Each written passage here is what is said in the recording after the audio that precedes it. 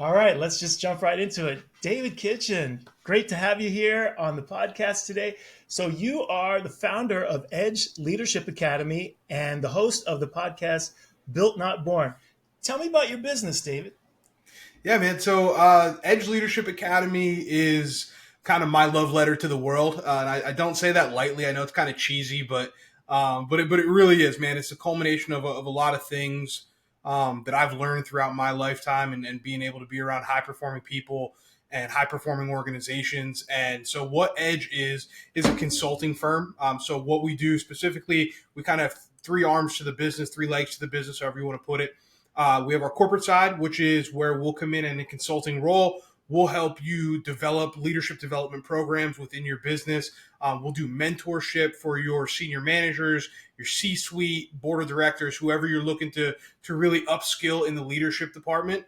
We also work a lot with companies and organizations to help them develop programs where leadership development becomes part of their standard operating procedures, part of their onboarding process, part of the way that they engage with their employees. And really what we're trying to do is help them alleviate employee engagement issues, employee retention issues, which we all know are challenging. So we help companies work through that. We do that through workshops, like I said, mentorship, one-on-one coaching, group coaching, etc. So that's our corporate side. I also do some speaking, keynote addresses, things like that when the opportunities come up and when the situation is right. The athletic side, which is where I come from originally. I spent 10 years as a college strength and conditioning coach.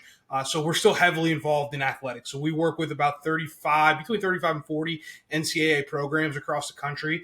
We do leadership development programs for student athletes. We do coach the coaching programs where we work one-on-one with coaches in group settings, things like that to help them understand, one, how to identify leaders in their teams, two, how to set a culture, and then three, how to make sure they're leading themselves and being somebody worth following. So we really focus on those things. We also work with athletic departments on culture rebrands, organizational rebrands, things like that, from a culture and leadership standpoint. Not so much from like a marketing. That's not our game, but from the culture side. And then individually, like I said, I speak. I do a lot in the personal development space. I do a lot in the leadership space as far as appearing on podcasts, speaking on stages. Had the opportunity to share the stage with some of the bigger names in personal development, build a brand that way, which has been really, really fun. And then I do one-on-one coaching. I do performance coaching for high-performing entrepreneurs, different types of leaders in their businesses and in their industries, and then also a lot of athletes. So I still work with professional athletes and people that are just trying to get their mindset right, man. So I do a little bit of everything. I like to say I'm a guy that wears a lot of hats and wears them well. But it all comes back to trying to help people, just show up as their best version and be in the arena of life and win. That's amazing. So you came from the world of sports originally, and Mm-hmm. then you found a way that seems to apply to leadership as well, just in companies. It's Mm-hmm. not just sports that needs teamwork and that needs people to be able to be engaged on the team and people to develop the leadership within the sports team and bring those people up. But also that there's a perfect parallel to the business world. How did you come upon that insight? How did you move from sports world and pivot or get yourself into the business world as Mm-hmm. well? So the company itself was born from a conversation with a student athlete who I felt was the best leader I had ever coached. I mean, he was the definition of a room tilter, right? One of those people that is just magnetic. He's charismatic. He does the right things, dependable. I mean, he had all these traits, right? And he came in my office and he said, Coach, I've been the best player on every team I've ever been on. And everybody's always telling me to lead, but nobody ever taught me how. And he voiced some frustrations with how the coaches were on him about being more of a leader and this, that, and the other. And so that was like the light bulb moment for me, where I was like, oh, okay, I always believe if somebody has a question or if somebody has a problem, it's usually indicative of a larger population. So for me, I looked at it and I said, okay, if this young man's having this problem, there's probably other leaders and other student athletes that are having the issue. So what I did, I had a background in sports psychology, had a master's degree in sports psych. And so I sat down and I started to build out a curriculum of leadership skills. And I started to really dive into how we were choosing leaders and what we were doing to prepare them for those roles. And what I realized is there was a huge disconnect and there was a huge lack of leadership development. We were essentially throwing a C on a kid's jersey when he became a senior and saying, figure it out. Right. And that isn't the way that we do it. The other thing we were doing is we were equating performance to leadership skills. Right. So if you take that now and expand it out, again, indicative of a larger population, if you expand that to the business side, what do we typically do? We correlate performance with leadership. If somebody is a high performing sales rep, they become a sales manager, right? Different skill set, lack of training, lack of development, lack of continuing education. And then we wonder why they underperform. So for me, that's where I saw that pivot. I was like, oh, it's not just the lack of education around this and the fact that leadership is a skill and a set of skills that you can build over time. It's also a lack of investment where we're not investing in people and setting them up to be successful. So that's kind of where that carryover came from. And really the interesting part, I kind of had a feeling about it. But what happened was I had dinner with a guy who is now my business partner. He's one of my friends from high school who had built this really successful career in corporate sales. And he had made a bunch of money and enjoyed what he was doing. And I'm telling him about what I was doing on the athletic side. And he's like, dude, this will crush in corporate America. Like you're like what you're saying is spot on for what we see in the corporate environment. And so we sat down and kind of changed some verbiage and moved some things over and lo and behold, it took off, and we were able to come in and start doing workshops and trainings. And, here we are 4 years later. That's amazing. Yeah. So what I love is that you found that there was that disconnect, right? Mm-hmm. Between who was being put into a leadership role and who might be, already ready for that leadership role. And then also what training is needed for anyone who's being put into that leadership role. So help me understand, okay, so we the typical thing is, as you said, right? Somebody's really good at getting a certain outcome, whether it's sales or whether it's, getting goals for the team, on a sports team. So we know that they're really good at that thing, right? What's missing between them and then those person that you've already identified that we're going to put them on a leadership track? What do they need? What do those people need who don't have, like the guy that you mentioned, right? Who was the MVP on every team, but he didn't have the leadership skills. What does that mean for him to gain the leadership skills? What's he missing? What were you able to start him down the path of achieving? Yeah, there's such a disconnect, right, between performance and leadership. They're completely different skill sets, especially from an individualistic nature, right? So you're asking somebody, so when we talk about what do they need to transition into a leadership role, the first thing you have to understand is, one, do they even want to lead? Does this person even have the desire to lead a team or to lead a group, or do they just want to be really great at what they do? So the first thing that you have to do is identify what their individual vision, mission, and values are. Like, who are you as a person and how would that show up as a leader? And sometimes you have to ask, would our team be better if we had a group of people who modeled this person's behavior? Because sometimes your top performer is a little rough around the edges, right? Like, we've all worked with that guy that's an absolute, or guy or girl that's an absolute rock star at what they do, but boy, can they be tough to work with sometimes. And so you have to ask yourself, is this person even the right fit to lead my people?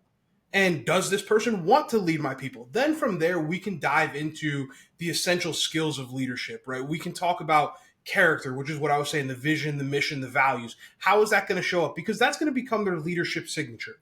So we have to develop that first and foremost, right? Then from there, we have to look at their ability to be consistent. Can they emotionally regulate? Can they handle the ups and downs of what's going to come with being in a leadership role? Are they consistent in their actions and their reactions, right? Do they do things? Do they show up every day as the same person? Because as humans, we function from a pattern recognition standpoint. We like patterns. And so we want people that are going to be extremely consistent in the way that they show up. So we have to ask ourselves, is this person consistent? And again, sometimes those high performers are not consistent in emotionally regulating, right? You look at a guy like, and using the sports analogy just to frame it up, you look at a guy like Kobe Bryant. Kobe was very fiery. Like he was not extremely emotionally consistent. Michael Jordan, extremely fiery, right? Not emotionally consistent. They had to learn how to lead. It doesn't mean that they can't. It just means that they have to learn. right? So you look at those pieces, then you look at their ability to be committed, because the other thing with high performers is we get shiny object syndrome.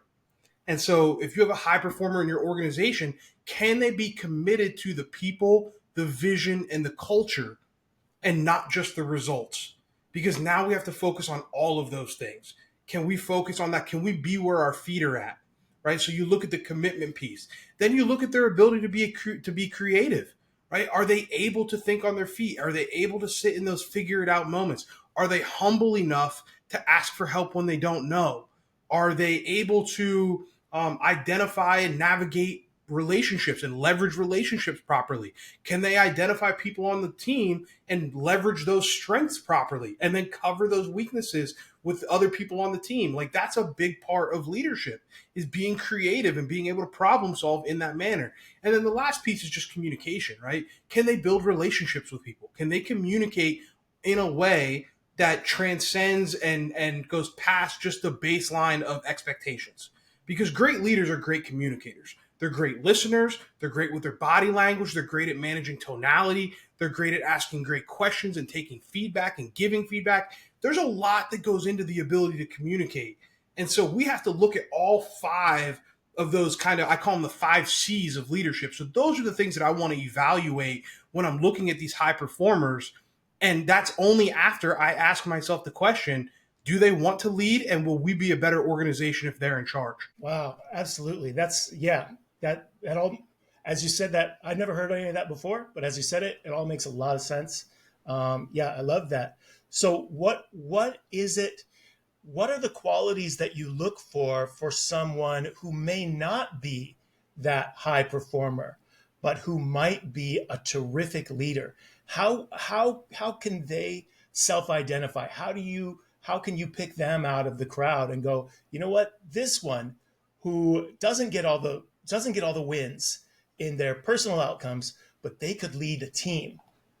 Yeah, you go right back to those 5 C's. You go right back to those 5 C's we just mentioned, right? So character, do they know who they are and who they're not? And do they allow that to shine through in what they do? Right? You look at, again, their ability to be consistent, their ability to be committed, their ability to be creative, and their ability to communicate. So it's the 5 C's all around. And somebody might not be great at all five. There's plenty of leaders out there who are not great at all five. They might lean on one or two and then grow into 3, 4, and 5.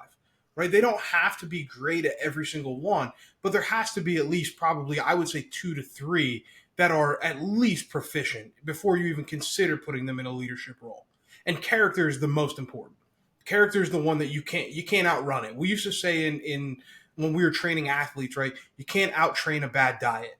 The same is true with bad character. You can't outrun bad character. At some point, that is going to show up, because it's going to show up in your decision making.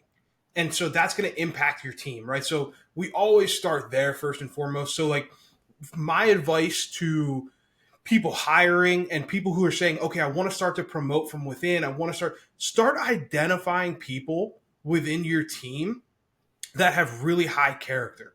And then also ask yourself, and this is a simple little thing that people can do, ask yourself, if somebody was coming into my business and knew nothing about my team, nothing about my organization, who would I want them to meet first? Who would be the first 3 people that I would want them to meet that would accurately represent who we are and what we're about and what we're trying to get done? And those 3 people are probably good leadership candidates because you feel comfortable with them. They represent your values, right? So those are the people you want to look for first. Absolutely. So the people with high character, the people, as you said, right? Are the people who, when someone walks in the door and meets your company for the first time or sees the team for the first time, like, they're the ones that represent in a way that you want them to take away, hey, this is the essence of what we're trying to do here. So the high character person, tell me some of the qualities that you see in somebody with the high character. Yeah, high character. Again, it starts with knowing yourself, right? They're authentically themselves consistently. They know exactly who they are. They know exactly who they're not. And they show up like that every single day. So they show up with their vision, their mission, their values as their leadership signature and as their signature of how they go about their business, right? And so people think that character is this abstract thing that can't be measured, but actually it shows up all the time in your daily life, right? So if you look at people with high character, the first place I start is their habits. I want to see how are you spending your time, because your time is your most valuable asset, right? You're never going to get that back. So if your daily actions reflect a pursuit of your vision, execution of your mission, and then representation of your values, then I know that you're probably living in alignment with your character, right? You probably have a pretty high character because it tells everybody around you what's important to you, how you spend your time, right? The second place that I'm going to look is at their social interactions, right? So first and foremost, their social interactions as an individual, meaning what you tolerate from yourself is what will continue, right? So I want to see, how does this person treat people when they're in a good mood? How does this person treat people when they're in a bad mood? What type of behaviors do they tolerate from themselves, right? And how far do they deviate from baseline? That's an identifier of high character, somebody who is extremely consistent in the way that they treat people. The other part of the social piece is, how do you treat people that can do nothing for you, right? Because we're all gonna be nice to the boss, but how do you treat the doorman? How do you treat the Uber driver, right? How do you treat people who aren't in the room? Like, those are all questions that I want to ask. And then also your social circle, right? Your social circle is the most accurate reflection of who you are. So I'm looking at people and I want to know, I'm not judging their friends necessarily, but I'm judging their choice in who they spend the most time with, right? So who's your inner circle? Because again, we can't control our family. We might have people from our past that we still keep at arm's length. So I'm not going to judge you off your worst, but I am going to judge you off the people that you're consistently around. Who are you spending time with? So if we're in an office setting, right, are you the person that is consistently spending time with somebody who's a complainer? Like, I want to see that. Like, will you tolerate that and will you be around it? Because by being around it, you're condoning it, right? So that's what I'm looking for in the social piece. And then their self-regulatory behaviors. How do they respond to stress? How do they respond to failure? And then this is a big one. How do they respond to success? Because that will tell you a lot about people's character, right? How do they respond when they get that big bonus? Do they double down and work harder, or do they pull back? Excuse me. So I want to see that stuff. And sometimes you have to manufacture these events so that you can see it, right? You have to kind of stress test people to find out if it's there. And I do the same thing with the social interactions, right? So, like, for example, this is a little, again, tip and trick. I like the application stuff. This is a way that I use it. So when I'm potentially doing business with somebody, or if I'm going to potentially bring somebody onto our team, one of the things that I like to do is take them out for dinner. And I want to see, again, how they treat the waiter. How do they treat somebody else? I'll ask one of my teammates to say something kind of silly or off color and then have them go to the bathroom. And I want to see whether that person will say something about it. Because if you'll talk trash about somebody when they get up and walk to the bathroom, you'll talk trash about me or our company. So I don't want to be a part of it, right? The other thing that I like to do is I'll pay for the drinks all night and I won't drink because I want to see if you'll overindulge. Can you emotionally regulate, right? Can you make decisions and tell yourself no? I want to see that stuff. And the same thing is true, right? When you're going through stressful situations, when you're going through successful situations, what's your price? Like, I want to see what's the level of stress that it takes for you to compromise on your character. Because that tells me then where our threshold is. It tells me how deep I can trust you, and it tells me how high in the organization you can go.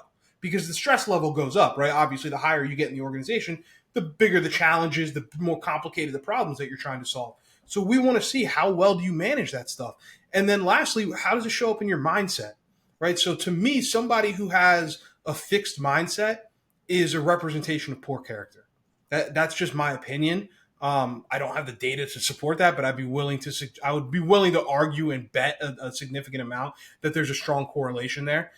People who have a growth mindset tend to have a more complete self-concept, meaning they tend to know who they are more. They know their strengths, they know their weaknesses, which allows them to then be open to those challenges, be open to those opportunities to learn. So those are the things that I look for in a character, from a character standpoint. Wow.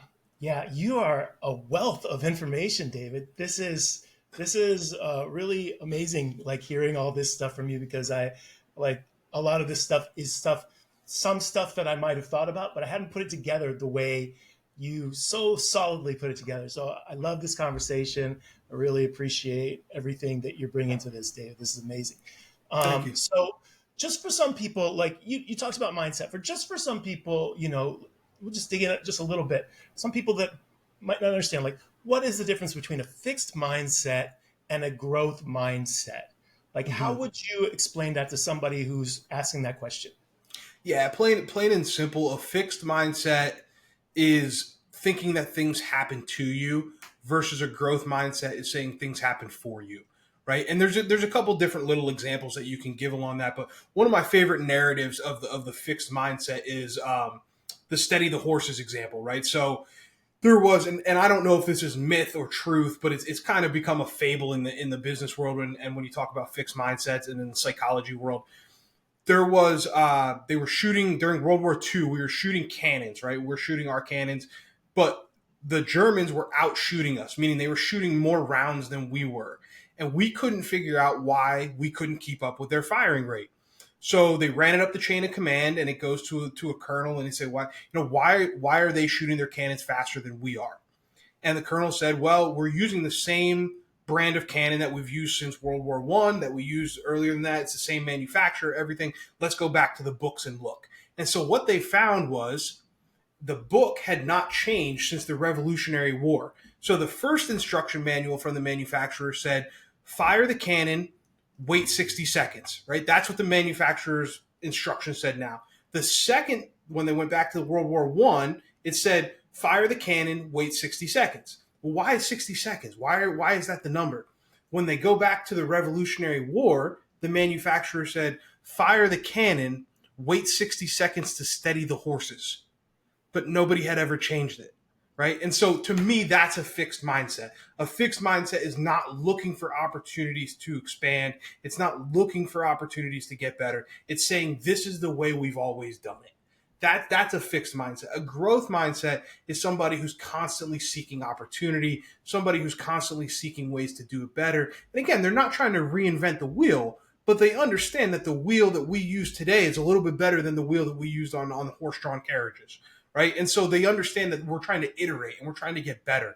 So to me, that's the difference between a fixed and a growth mindset. And I think a growth mindset takes a lot of humility versus a fixed mindset is really focused on ego and being right a lot of the times or feeling like you're right anyways. That's amazing. Um, and yeah, I know you mentioned like when you're doing some stress tests, right? When you're trying to decide on maybe someone to bring on the team or like a business partner or something like that.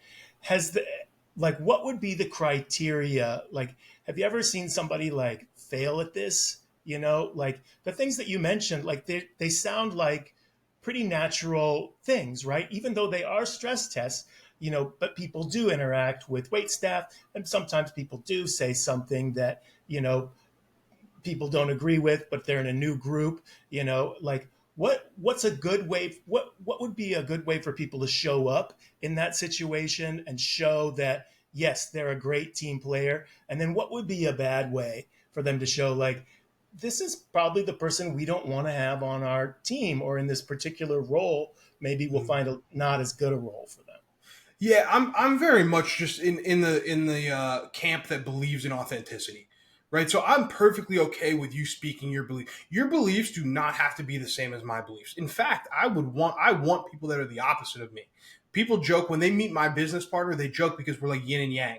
Like I say all the time, like if there was a brick wall and we were trying to get to the other side, I would run full speed at the wall and he would stand there and laugh at me and open the door that was 6 feet to my right?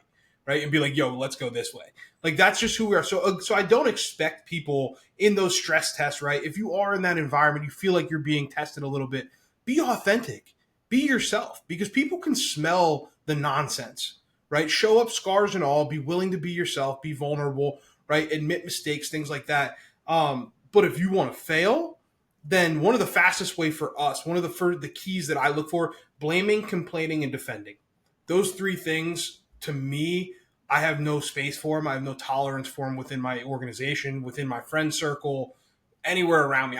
They're, to me, they're really low status behaviors. They're really low vibration behaviors that will slow a team down and will slow your own growth down. So when we're going through those stress tests, those are really the things that I'm looking for. Are you going to blame somebody else for something? Are you going to complain about something? Are you going to defend something that is, obviously indefensible, right? Like, I'm not talking about defending your beliefs. By all means, defend your beliefs. We can have a heated debate. I love debating with people. But are you going to defend something logically, right? And so I want to see, can you emotionally regulate? Like, how quickly can you get back to baseline, and move past? And as far as, like, the little social things, man, I just, again, I don't have tolerance for gossip. Like, gossip sinks ships. And so that's why I do the little stress test where I'm like, I want to see if they'll say something about somebody when they go to the bathroom, because I just want to, because if you do that here, you're going to water cooler for us. And I don't want that, right? I just don't, our team just doesn't have room for it. And I do that with social relationships as well. Like, that's why I love going golfing with people. You want to get to know somebody, spend 4 hours in a golf cart with them. You'll see them at their best and their worst. And I want to see that, right? And again, it's not that you can't have fire. I want to see you have a little passion. I like when people get competitive. I like when people put themselves out there a little bit. But can you come back to baseline then and have a conversation right afterwards? So, like, if I see somebody hit a bad shot on the golf course, I'll ask them a business related question pretty quickly afterwards, because I want to see if they can come back. Like, can you let it go and come back? Right. So those are just little, and again, I'm a psychology nerd, so I'm always looking for these little things. I always want to see, because it just gives you a glimpse into their mindset and into how they function. Yeah, I really feel that from talking to you. And this is our first time meeting, so Mm-hmm. so this is a it's a wonderful, wonderful time getting to meet you and learn about you. And one thing that I'm really hearing, kind of behind a lot of what you're saying, is that what you just mentioned, right? You called yourself a psychology nerd. It really feels like you really care about people, and you Yeah. really Oh, want yeah. the best for people, and you want to surround yourself, because you care about yourself. You also want to surround yourself with the best people, and your business is about improving people. So this is I think this is a really phenomenal way to spend your life, David. Like, how did you come upon this? How did you know that you were so interested in people and in helping people and improving people, improving groups? What was the spark, or what told you that this was your life path? How did you get here? How did you get to be the person you are today? It's so interesting, because it goes all the way back, to my childhood, right? So I was born to a single parent. Never met my biological father. My stepfather struggled with addiction, was in and out of the picture. So I was the man of the house at 10 years old, and I watched my mom lead with love. I watched my mom go through really tough times raising me and my brother. And no matter what, she led with love and she led with service. And so that got ingrained in me at a very young age, right? That it's about serving and it's about using your gifts and your talents, even when you don't have much for yourself, to improve other people's lives. And throughout college, I had a lot of, in high school, I had a lot of coaches. Again, because I didn't have that father figure, I had a lot of coaches that really stepped up and took the word coach very seriously. And they mentored me and they created environments for me to be successful in. And they pushed me to be the best version of myself. And so those things just got ingrained in me throughout that. And then again, just being in high performing cultures, right? The high school I went to, I joke with people and say it's like if you took Friday Night Lights, the movie, and dropped it in Northeast PA. That's what my high school was like. And so I was indoctrinated into this culture of high performance and this environment of people that were trying to be great, right? And so the expectation was that you go to college and play football. Now, for me, that was great, because coming from a single parent household, college wasn't an option if I wasn't going to play football, right? So it worked for me, and it helped me, go on and get an opportunity to go to school. And then when I got to college, I got medically disqualified. I ended up getting hurt a bunch of times, had a bunch of surgeries, and again, I had a coach who stepped in and kept me from going down the wrong path.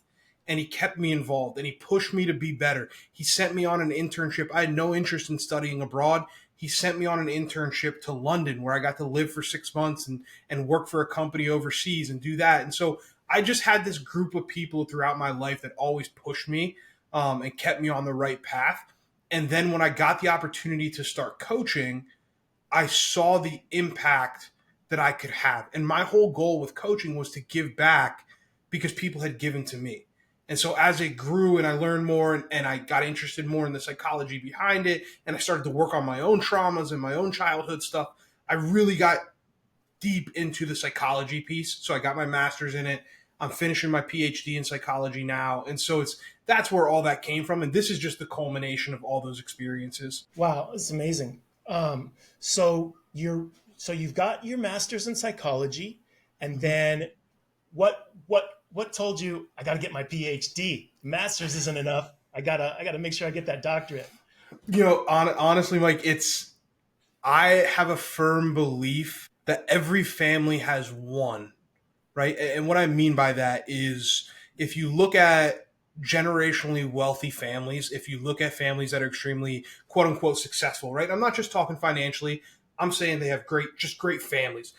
There was someone that came along throughout their lineage that was the one that changed it moving forward, right? And so for me, the PhD is an exclamation point on me changing my family's lineage moving forward. So I have a full belief in myself and a responsibility that I feel to be the one in my family to change the way we look at education, to change the way we look at marriages and relationships, to change the way that we look at business opportunities, and also to change our financial status in the world. I'm looking to create, generational wealth for my family, as most entrepreneurs are, right? And so all those things come together. And so for me, when I finished my master's degree, I didn't know that I was going to go get a doctorate, but then I thought about it and I was like, I can do this, and I wrote a book and the book got released and I was like, okay, if you can write a book, you can write a dissertation. So I enrolled in PhD courses and, here we are, we're finishing it up. I still have a dissertation to write, but we've been rocking and rolling. I got 3.9 GPA. So we're rolling through it, man. Yeah. Nice. Yeah. From success to success. Yeah. Well, I think you just got to push yourself, man, in all areas, right? And I truly believe this when I say I feel that people should have a fear of.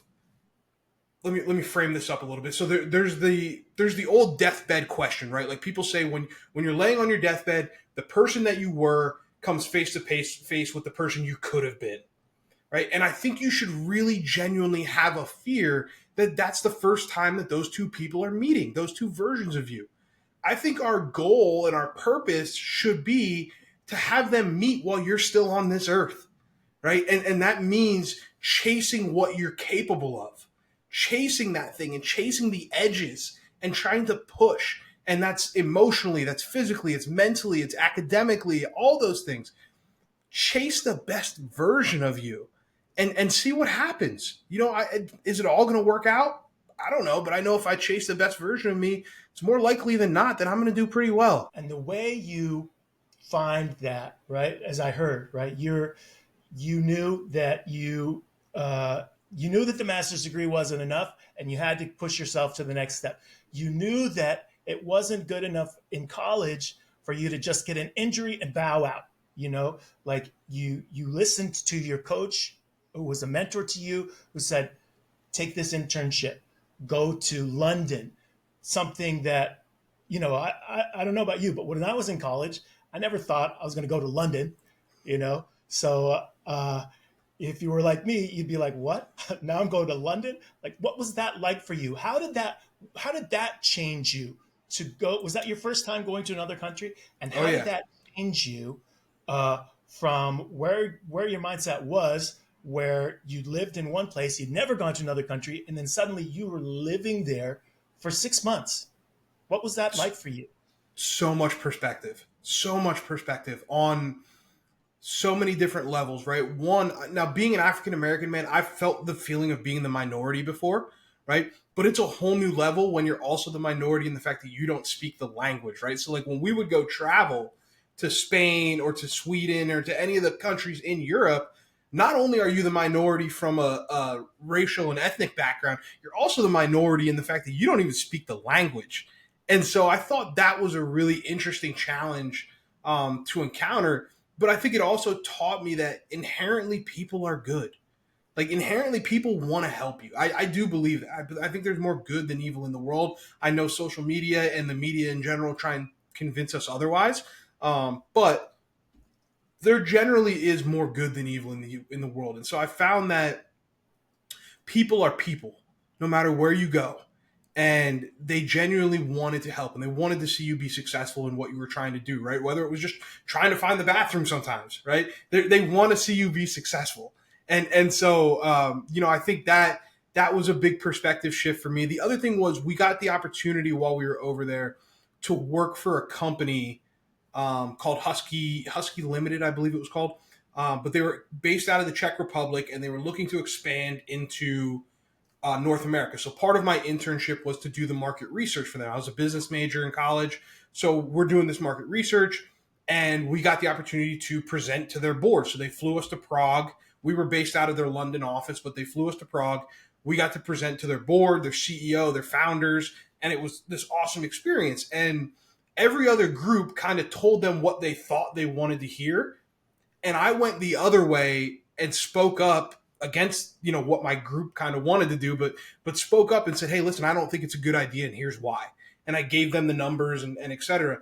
And the founder and CEO of the company ended up respecting that, and they took me and my team and my two of my best friends were on the team with me, and took us to his mansion in Prague, and we had a great dinner, and he rewarded us for being honest, and he rewarded us for having the courage of our convictions. And so that was a message and a lesson that stuck with me for a really long time. So when I came back, and I think a lot of students who study abroad feel this, when you come back, it's hard to reassimilate, because I think 18 to 22 is such a wide range of emotional maturity and everything else, and you're figuring it out. And then you go and have this like 6-month crash course in the real world, and then you come back and your peers haven't had that experience, and so you feel kind of like you're more mature than other people, but you're still a college kid, but it's a really odd place, but it was one of the most powerful things that I ever had the opportunity to do, and just to see the culture and be immersed and see that there's life outside of America, and there's different ways to do things, and there's traditions, and there's a lot of things that I took from that, man. It was a really powerful experience. Yeah, it sounds like it really opened up some doors that you didn't even know were there to be opened. You saw things you didn't know that you would see, or that there were there to see, and that's wonderful. It sounds like an amazing outcome from that, and it came from you not having your ego in charge when the coach or when your mentor said, hey, here's an amazing opportunity for you. Your ego didn't shut it down saying, oh, I know what's best. I'm not going to listen to that. I'm scared, whatever part that could have come up and could have stopped you from taking advantage of that, what turned out to be an amazing opportunity. But you didn't let your ego get the best of you. You listened, and you did that. You did the thing. You had this amazing experience. What do you attribute to that for your life? When did you learn to get over your ego so that you could listen to other people coaching you, right? You've lived a life of, having mentors who weren't, your biological dad. How did you allow those people in, even though you were, it's a hurtful thing, when you don't have your biological dad around. I know, because it happened to me too. I didn't have my biological dad around. He was very sporadic, but you didn't have him around at all.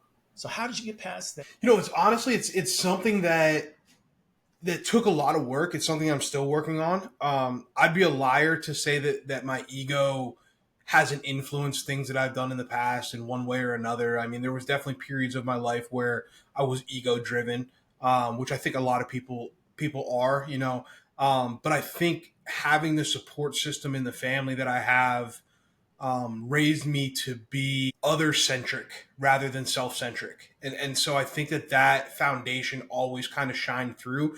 Even when I drifted away from the path, it always pulled me back, because we are just an other centric family, and that's what we believe. And so working through that, as far as the father stuff, man, honestly, like that was something I really didn't work through until probably 26, 27.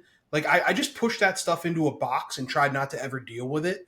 And eventually, it came out, and I had to sit down and deal with it. And um, it's something that I really had to work through and reconcile. Why was I chasing the successes that I was chasing? Right? Why was I chasing it to prove it to somebody else who was never going to care and was never going to be there anyways? Or was I chasing it to prove it to me? Was I trying to find, like, I had this weird relationship with success and this weird relationship with having what other people would call success, but not feeling successful myself, right? So I did these things, whether it was my high school football career, a very lackluster college career, but then the things that I did as a coach, right? Becoming the youngest head strength coach in the country at 24 years old, and then being the youngest in Division One at 26, and I did all these things, but along the way, I never felt successful, and so I had to really work through that, and then the help of therapy and journaling and a lot of tools that I had to do to look inward, right, and at 26, 27, I slipped into a legitimate depression. So I had walked away from coaching and I opened a business. I had my business, my consulting business, but then I also opened a couple other ones. I had all these things going on. I was working on my PhD. I had just written my book, and I just hit a wall, man. And I started to have panic attacks, and I slipped into this legitimate depression. I find out later that I'm actually diagnosed with depression. I have depression, and it forced me to go through a period that I call war, where I went to war with myself. And I opened all those little boxes that I used to put all those emotions in and stuff them down and try and cover them with achievement. And I went in and I sat down and I unpacked all that stuff. And I really figured out, what drives me. And what I found is that I am driven by the idea of leaving a legacy for my family to be proud of. That is what I'm driven by. And so, is there a piece of that has to do with not having a father? Absolutely. But ultimately, what I'm driven by is I want my kids, my grandkids, my nieces, nephews, all that stuff. When I pass away, I want people to come up to them and say, hey, your father, your grandfather, your uncle, whatever I was to them, he made a difference in our life and he made us better. And that's what I'm driven by now. And so to me, that's success, man. Success is peace, right? Success is doing the right thing and being at peace with it. So I know that's a long-winded answer, but I hope it kind of brought it full circle for you. That's why we're on the podcast, so we can have those long-winded answers, because it's, sometimes it's really hard if you just say a 3-word answer to understand what's he talking about, Right. but when we hear the story, it resonates. So what about, this is not unique to me and you, that, there wouldn't be a dad. And it's also not unique to me and you that maybe there's some struggle with feeling good about our successes in life. What would you say to either your younger self or to somebody who's coming along, who's listening to this, and maybe they have some of those same challenges in their life? What could you say to them? What might be a way of thinking that they could approach things with, or some actions they might take, Mm-hmm. or what would be some advice you might give to somebody facing those problems? Yeah. First off, the thing that I would urge everybody to do is to enjoy the ride. Like, enjoy the ride. It is not about the next destination. It's not about the next financial milestone, the next career milestone, the next thing. Like, just enjoy it. Like, slow down and be where your feet are, and really work on finding ways to be present. And what I found for me personally was that when I was in that achievement mode where I felt that my worth to the world was dictated by my level of achievement and what I brought to the table, what I found was that I wasn't enjoying my relationships. And because of that, I wasn't a great person to be in a relationship with, right? Whether it's romantic or friends or family. Like, I wasn't a joyful person to be around because I was so singularly focused on trying to achieve. And so if I'm talking to someone now, I would say the things that matter in life are not the achievements. Nobody is going to write down, your bank account does not go on your headstone. Nobody cares, right? The amount of hours that you worked or the awards you won at work are not what they're going to say at your eulogy, right? And I have a friend, and I love that they say that. They always say, live your dash. Like, so when you look at a headstone, there's the year you were born, the year the year you died. What did you do in that dash? The dash is what matters. Like, what did you do along the way? So if I was talking to somebody that's struggling with that feeling of worthiness or that feeling of self-worth, it comes from you. You can choose to be worthy because you are, right? You just have to put the action in behind it. And once you do that, you can start to build more confidence, right? Because confidence comes from having an undeniable stack of evidence that you are who you say you are, right? So now when I'm looking at things and when I say, oh, and I still slip into that, right? Where I'm like, oh man, if this business deal doesn't go through, then, I'm worthless or I'm not, you know what I mean? I still have that, like I'm human, but I'm able to look at it and say, no, things are hard right now, but I have an undeniable stack of evidence behind me of all the hard things that I've done in my life and all the good that I've done for other people. And so therefore, that's what matters. I'm not emotionally attached to this specific outcome. I'm emotionally attached to the process and the long-term time horizon.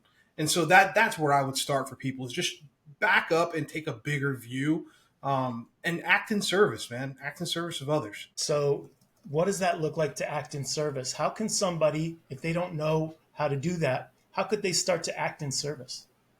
Every single day, find somebody you can impact. Every day, there's an opportunity to impact people. If you see somebody having a bad day, say something. Ask your friend, how are you? Right? And not the surface level, how are you? But like, how are you? What's really going on? Let's talk. Send that text message. And the other big thing is, when we talk about how do you act in service, go first. Be first. Extend your hand first. Ask somebody to sit with you at lunch, right? Ask somebody to help you do something. Like, be first. And I think that's something that's getting lost in our society, is that we're always waiting for other people. It's this diffusion of responsibility. Like, we're lonely because we don't talk to people, but we don't talk to people because we're lonely. And it's this vicious cycle. Like, it doesn't have to be that way. Be first, right? Be of service. Be a candle, right, that lights other candles. And I think that's extremely powerful. So my mission personally, like my personal mission statement, is to inspire greatness in everybody that I contact. So everybody that I come in contact with throughout a day, I'm looking for opportunities to bring out the best version of them. So if it's the person at 7-Eleven, I'm trying to make them laugh. I'm trying to make them smile. I know being a cashier was not their dream job. I know that. But I'm going to try and make their day a little bit better. If they're good at their job, I'm going to recognize that. Right? Like, if I have a cashier or a waiter or an Uber driver or whoever that goes above and beyond and is great at what they do, I'm going to recognize that. I'm going to be first. I'll be first. Hey, you're doing a great job. I just want to let you know. Right? Because you don't know what that can mean to somebody. So when I say act in service, that's what I say, man. That's what I'm looking for, is just look for those opportunities to make somebody else's day better. How do I add value to somebody? Right? And it can be as simple as, pick someone you haven't talked to in a while and send them a Cash App or a Venmo for $2 for a cup of coffee. Like, you'll be surprised what that means to people. So wait, so you just randomly send somebody $2 and then you say, this is on me. What do you? Yeah, What's yeah. what do you Grab a coffee on me. Let's catch up soon. That's what the message will say.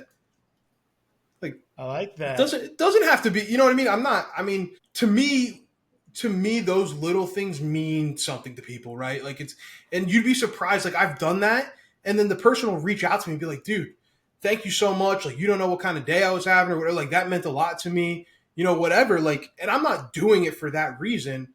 I'm just doing it because it's the right thing to do, right? And so every morning I try and start my morning. I don't send coffee to somebody every morning, but I try every morning to send a message to somebody and connect with them, right? Like today I sent a message to one of my friends who she's a phenomenal basketball coach and she does great at what she does. But I sent her a message, just reminding her, like, hey, you have the power to impact lives today, and those kids are lucky to have you as their coach. That's it. Like, it didn't have to be this big, long, drawn out thing. It was just, hey, thinking of you, here you go, have a great day. And I do that every morning with somebody. It's part of my morning routine. So I love that because you're starting your day with gratitude. And not only that, but you're connecting to somebody in your world. Whether it's somebody that you're connecting to through the phone, hey, just thinking about you. Hope you're having a great day. You're doing great work. Keep it up.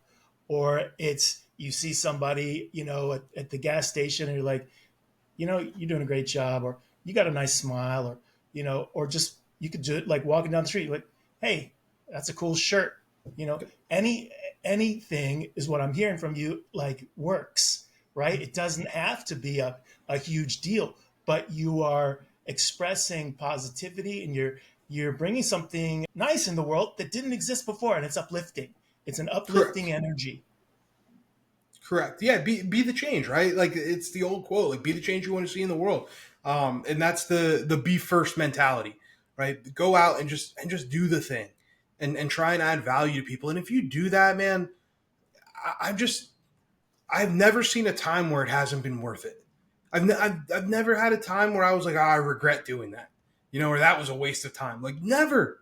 It's always come back to me in one way or another. And I think when you live in that gratitude and abundance mindset, the opportunities in the world start to show themselves to you too, right? And then you start to see things like if you're always in a bad mood, you're going to find bad things.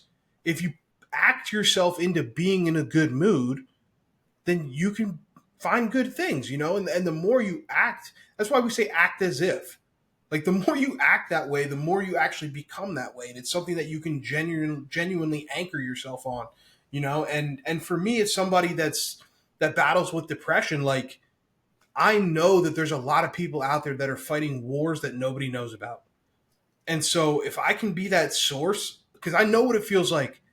I know what it feels like to be in the middle of that and not want to get out of bed and not want to do this and not want to do that. And so if I can be somebody for someone else and give them a little light, that's worth it every day of the week. That's I think what you just said is amazing, and also I think it brings us to an important point. As you said, you're right, people are fighting battles that you'll never know. We don't see on the outside always what's going on the inside. But what if you do have somebody in your life and you do know, like like like the people in your life, right? What could they do for you to help you? Or, same thing for our listeners. What can Mm-hmm. people do if they know they have somebody in their life who's battling depression? They may not see it all the time. It might not always be apparent because they're they're using courage, and they're putting themselves out into the world and they're overcoming it. But how can they help, right? How can people help people who they do know, right, are Mm-hmm. facing depression? How can somebody help them? Yeah, I mean, I think to your point, depression is definitely not something that you see, right? Like I know the majority of my friends and family didn't know; they had no idea, because I hid it, right? Because I was working, I was on the outside. I was a successful entrepreneur with all these businesses. I had the successful coaching career that I just came from. I had just written a book. Like if you looked at it, like people would be like, dude's not depressed. Like he speaks on stages. He's literally on stages every week speaking. He's motivating other people. Like there's no way. And so my advice is always check on your strong friends. Check on the friends that you think of when you think of the word, oh, he's always in a good mood, or he's always strong, or he takes everything in stride. Think of those people and kind of get a second with them if you can and just say, like, how are you? And again, how are you? And you know what I mean when I say how are you? There's a difference when you lean in and you make eye contact with somebody and you show them, hey, I'm just here to listen. Like I'm not here to fix things for you. I'm not here to give you solutions. I'm just here to listen. Like if you just want to talk. And I think that goes such a long way to just be there for people, because everybody's different. Everybody needs different support and wants different support. But I think just knowing that people are there for you is the first step. The second thing, man, is just encouraging people to go talk and go talk it out. It's okay to not be okay.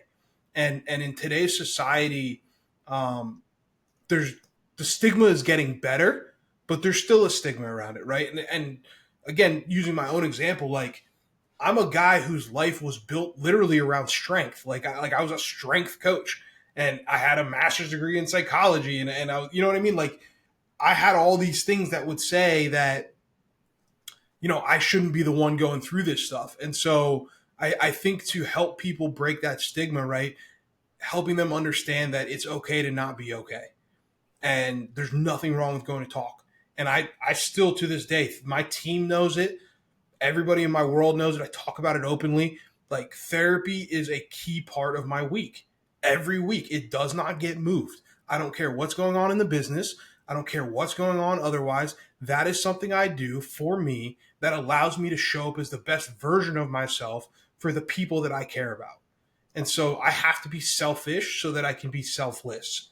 So if you have somebody in your life that's struggling, like, urge them to have those conversations, right? And be willing to have that stuff. We got to make it a more normal thing, where we're having these conversations at the dinner table and checking in with our people. Like, I always post it on social media regularly.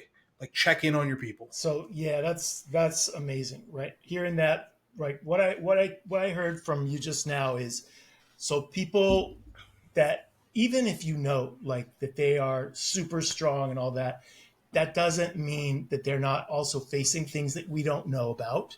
They might be fighting depression or something else. And so check in on them, even if they don't look like there's any cracks or anything broken. Talk to those people too. And the kinds of things I heard you say just now are something like, I'm there for you. I'm here to listen.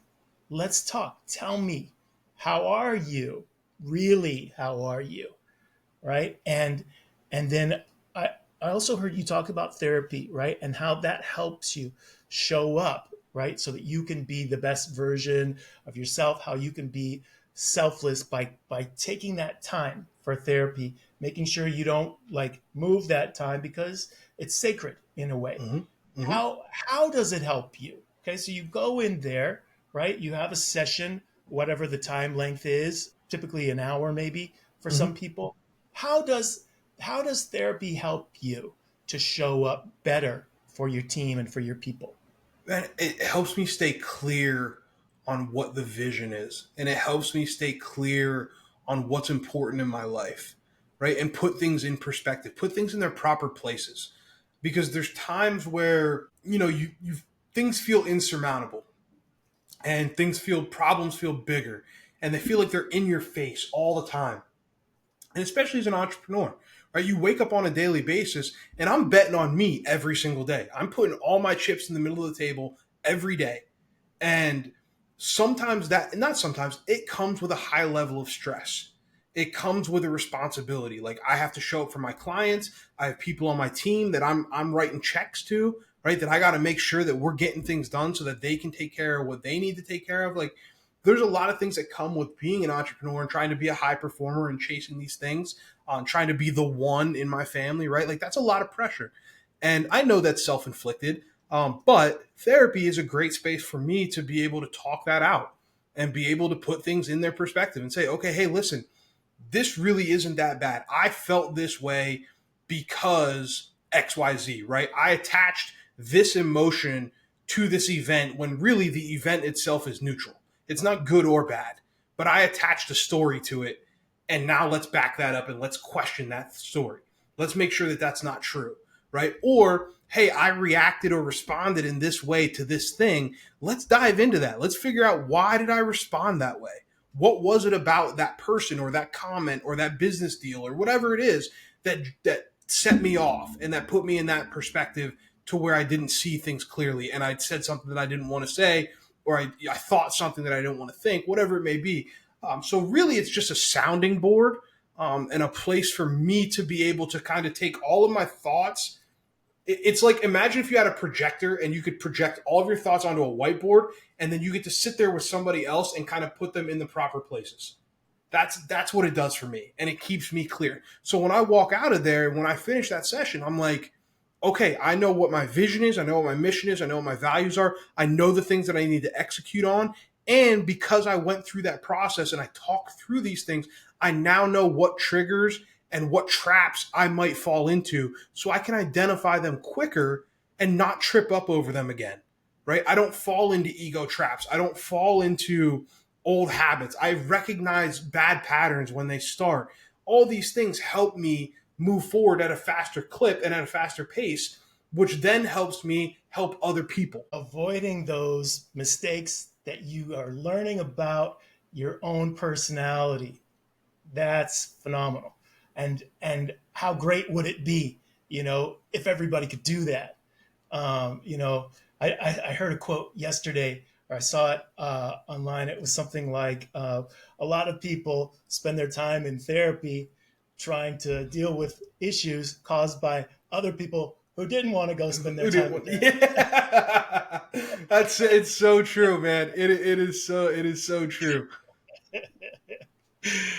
Yeah. So one thing you mentioned, and I hear you, right? It's a lot of, you put a lot of pressure on yourself, but it's also you're challenging yourself to a goal of building, for your family, right? You want to build generational, not only wealth, but, like intellectual wealth, a Mhm. wealth of, college degrees, valuing learning and valuing service to others, right? So in this show, we talk about the four F's: finance, fitness, family, fun. So I think this is a natural time to move on to the family part, right? So tell me about how your family, like impacts you. What is it that you, as someone who has this very strong family values, what are your like family goals? What do you, like, tell me more about your family.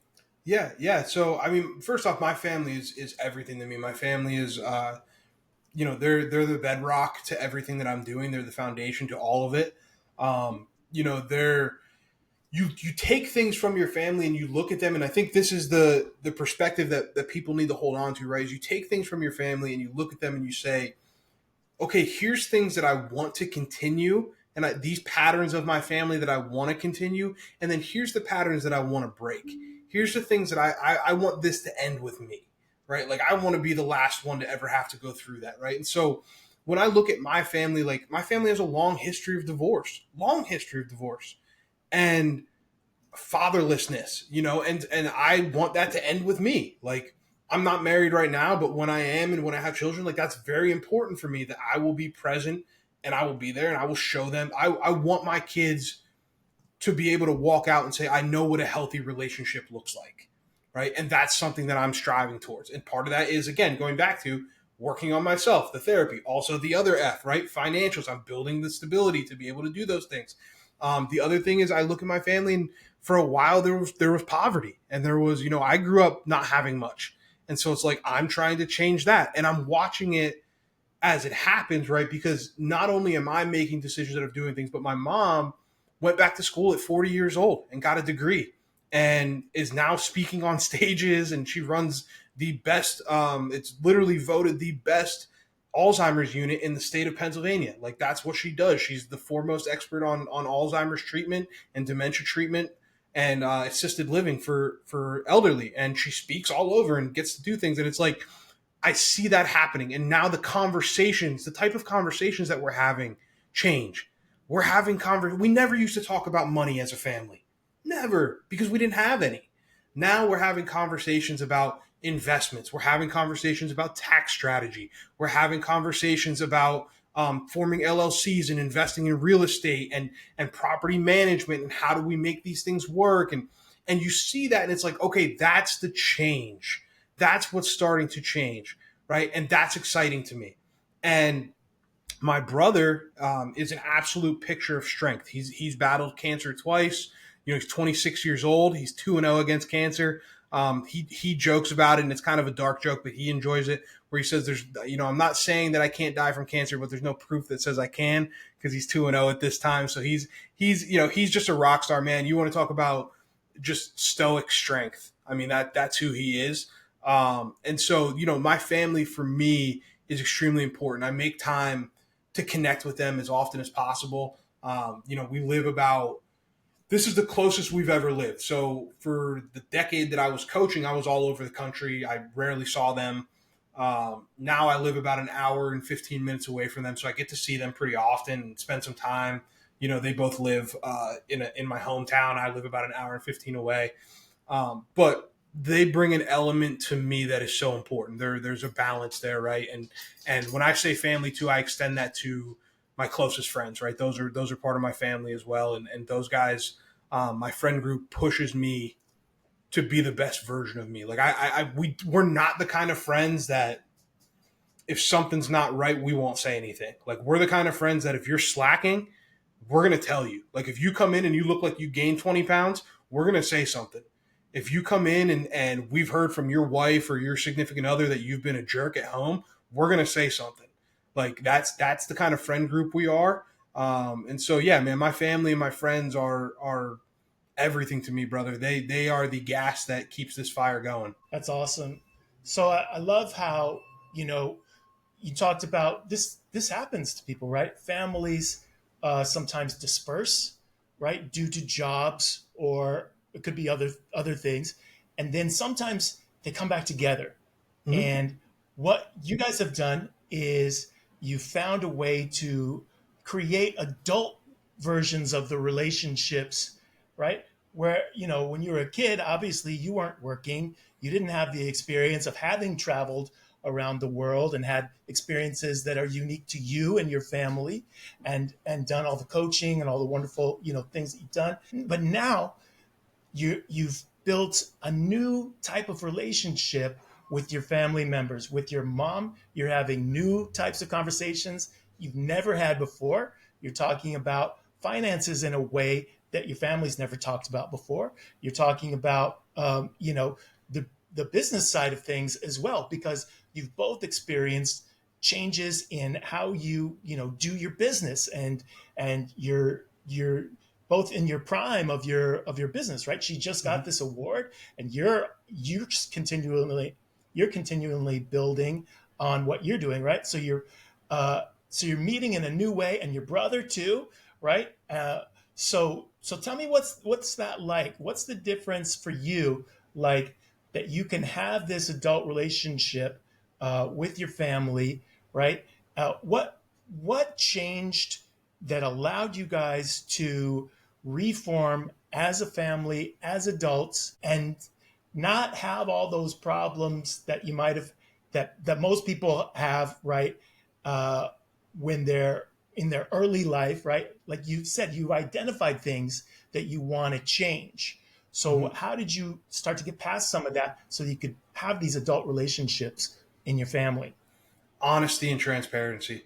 Honesty and transparency. 100% honesty and transparency.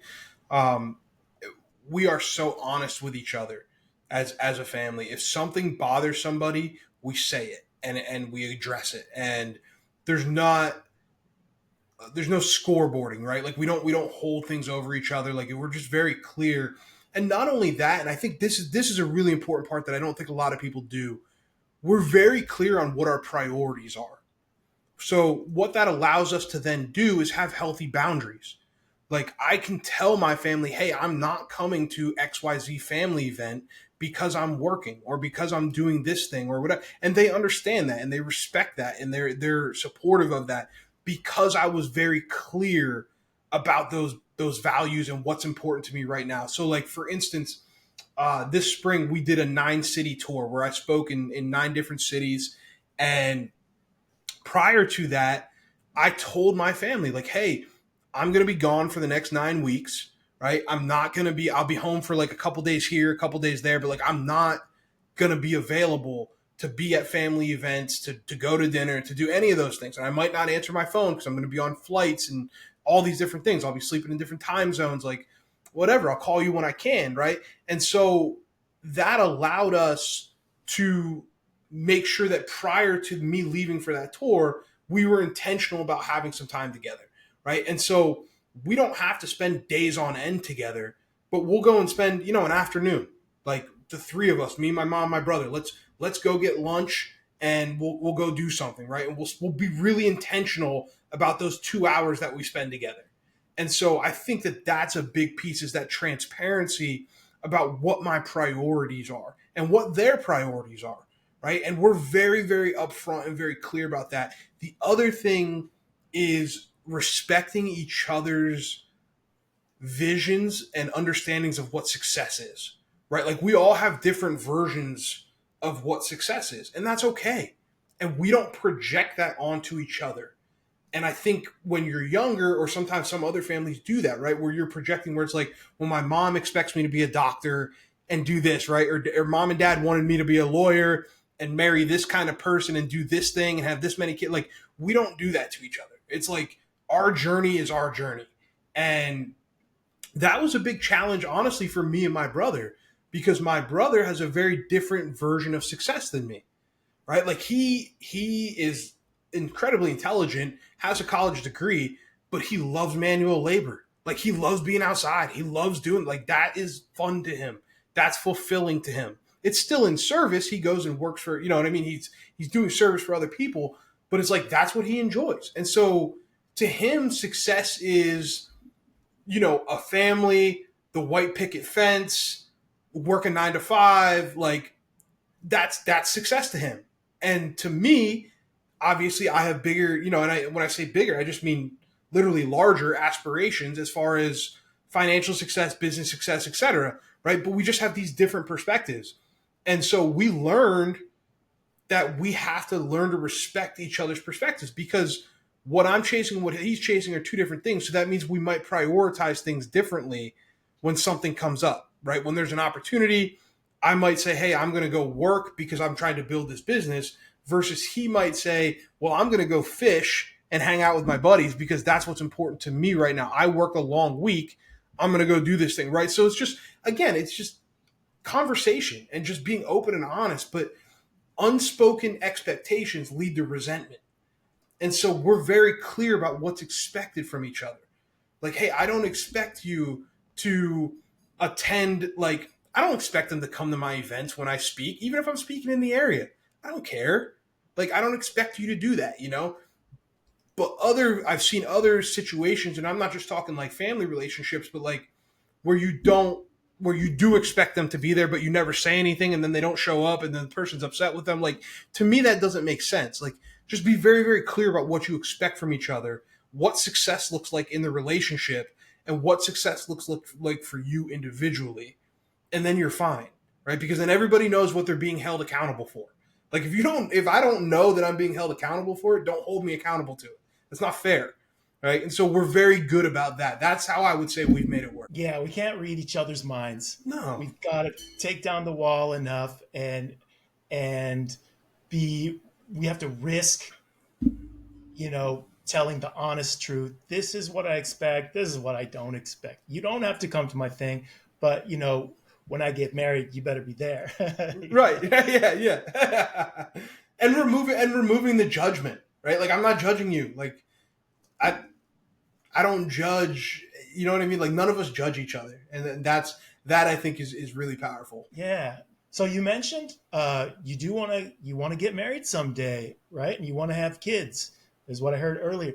Tell me about that part for you, right? Because we're entrepreneurs and we're known for focus on the business. We're getting that business thing done, always grinding on the business. What's gonna happen for you, David? What would you call the shift that's between now living your married life with your kids as well as still being an entrepreneur? What's going to change? Like, what do you need to do? What's going to happen here? Tell me. Yeah, it's systems and sustainability, right? It's systems and sustainability. And the more that the company grows and the more that our business grows, the more I have to continue to create opportunities for step back. And the more that I have to create workflows and processes and SOPs and different layers of the organization so that I can step back and not be involved in every single thing. And I think that is something that trend has to continue. I'm working feverishly to build what I want to build right now and build it on a really strong foundation so that it is replicable and scalable without my thumbprint on every single piece of paper, right? I don't want to be involved in everything. And we've done a great job. My team has done a phenomenal job of stepping into roles. And that's what it'll require for me is to to be able to continue to hire the right people, get involved in the right projects, turn down the wrong projects, and stay really really focused on creating that stuff, right? And then again, it's from a purely tactical standpoint. It's also creating avenues of income and avenue revenue streams that are a little bit more passive in nature, right? Like speaking is a very active income stream. Like it requires me to travel, it requires me to be on stage. The consulting side is a little bit more passive because I can do it virtually. I can do a lot of that stuff. Now, again, I still travel. I'm still on site with our clients when they need me, but the majority of the work is done from home, and I can do it from an office, and I can do those things. I can tell you this: I know myself, and I know that I will not be the type of dad who misses events and misses dinners for work. I won't do it. I'll shut the business down before I do that. That because if I do that, that means I failed to build the right systems. That's on me, right? That's not the business's fault. That's my fault. And so that's something that I'm very hyper focused of being able to create an environment that allows me to be a part. Now, it doesn't mean that I don't want to work. I want my kids to see me work. I want my wife to see me work. I want, you know what I mean? I think that's really important that, hey, we have this life that we have, and we're able to experience what we experience because dad works hard. And so that's still going to be a part of what we do. I'm never going to stop building. But as far as the active stuff, I know that there has to be, layers put in place to make sure that it's manageable, right? I want to make sure that I can still have the life that I have with my family. But I also know my ambition. And so there's always going to be a balance, man. It's always going to be, because it's like a drug, dude. It really is. It's always going to be calling my name. There's always going to be more things to do, more things to build. My company could go to 1 billion tomorrow, and I would still want to build something else. Like, it's just who I am. I'm a builder, and I'm a conqueror, and that will always be there for me, right? So I just need to make sure that I'm intentional about applying the same effort and energy to my relationships and to my marriage and to those types of things as those things come. So what's your timeline? Like when do you want to make this happen in your life, right? You're focused right now on the business, and you're building out systems in preparation for. So does that look like 2 years from now to you, 5 years from now? Like when do you want to ideally, like, not that you always get to choose exactly the Right. moment you meet the person and it all happens, but what do you think might be a timeline for you? Yeah, I mean, I'm 32, man. I mean, I'm not in a rush, but I also recognize that, like, I'm not 25. I'm not a 25-year-old entrepreneur. Like, I understand that my priorities have to be a little bit different. That being said, like, I also am hyper aware that there's a lot of things that come with dating an entrepreneur who's still in process, right? Who's still building. Like, and I'm saying building in the early stages, right? Like, my company's only 4 years old.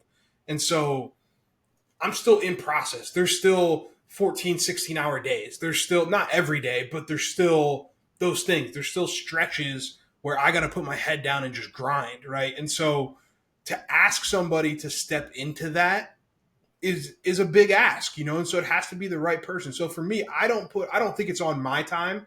I think it's on when the right situation shows up, right? When the right situation is there. I will say this: I'm not the type of person that wants to build this big company, be really well off financially, and then meet this girl and have her be able to step right into that situation. Like, I do think there is something to be said about having someone with you on the climb, right? Like, I do think there is something to be said about relationships that start when, we didn't have what we have now. Like, I do think that there's something that's there. Like, I want that grittiness, right? Like, I do believe in that.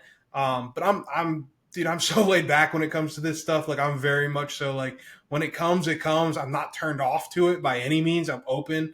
But I'm also not chasing. Like, it's like, when it happens, and that's great. But in the meantime, it's my job to prepare my life as much as possible so that I'm the best version of me that I can bring to a relationship. Right. And I think that's really important. I think sometimes as entrepreneurs, we forget to do that work on us to bring that, because we're not easy. We're not easy, man. It's not easy to date a business owner. It's not easy to date an ambitious entrepreneur. It wasn't easy to date me when I was a college coach. Like, those things are difficult. And so I think we have to be able to look in the mirror and say, hey, I got to do the work on me to make sure that I'm bringing the value to the relationship and I'm bringing the stability to the relationship that I think I deserve. Right. And I think that's where the disconnect is sometimes we're like, oh, I'm a 6-figure, 7-figure, whatever entrepreneur. So I naturally deserve this high value woman who, comes into my life and adjusts to me. Like the world revolves around me. And it's like, no, man, like what we have to be able to bring things to the table. It's not somebody else's responsibility to make you a good human.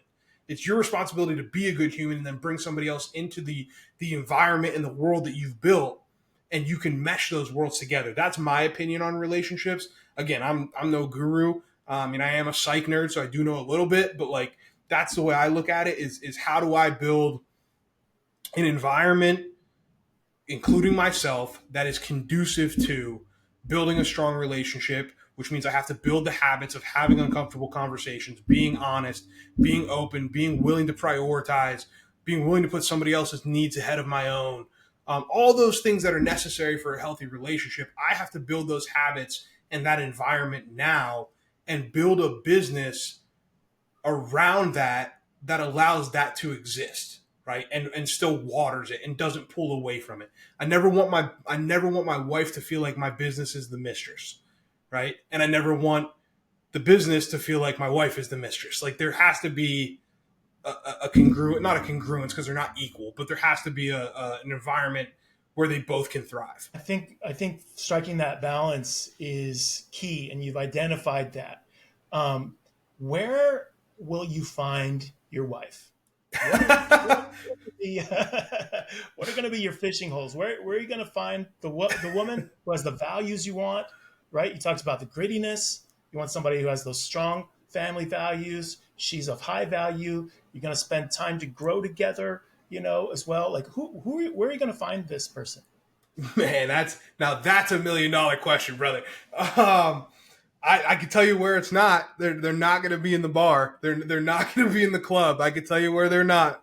No, man, I don't know. I mean, I'm not opposed to like the dating apps and stuff like that. Like I think that's a fine option. I think it's the reality of the world that we live in 2024.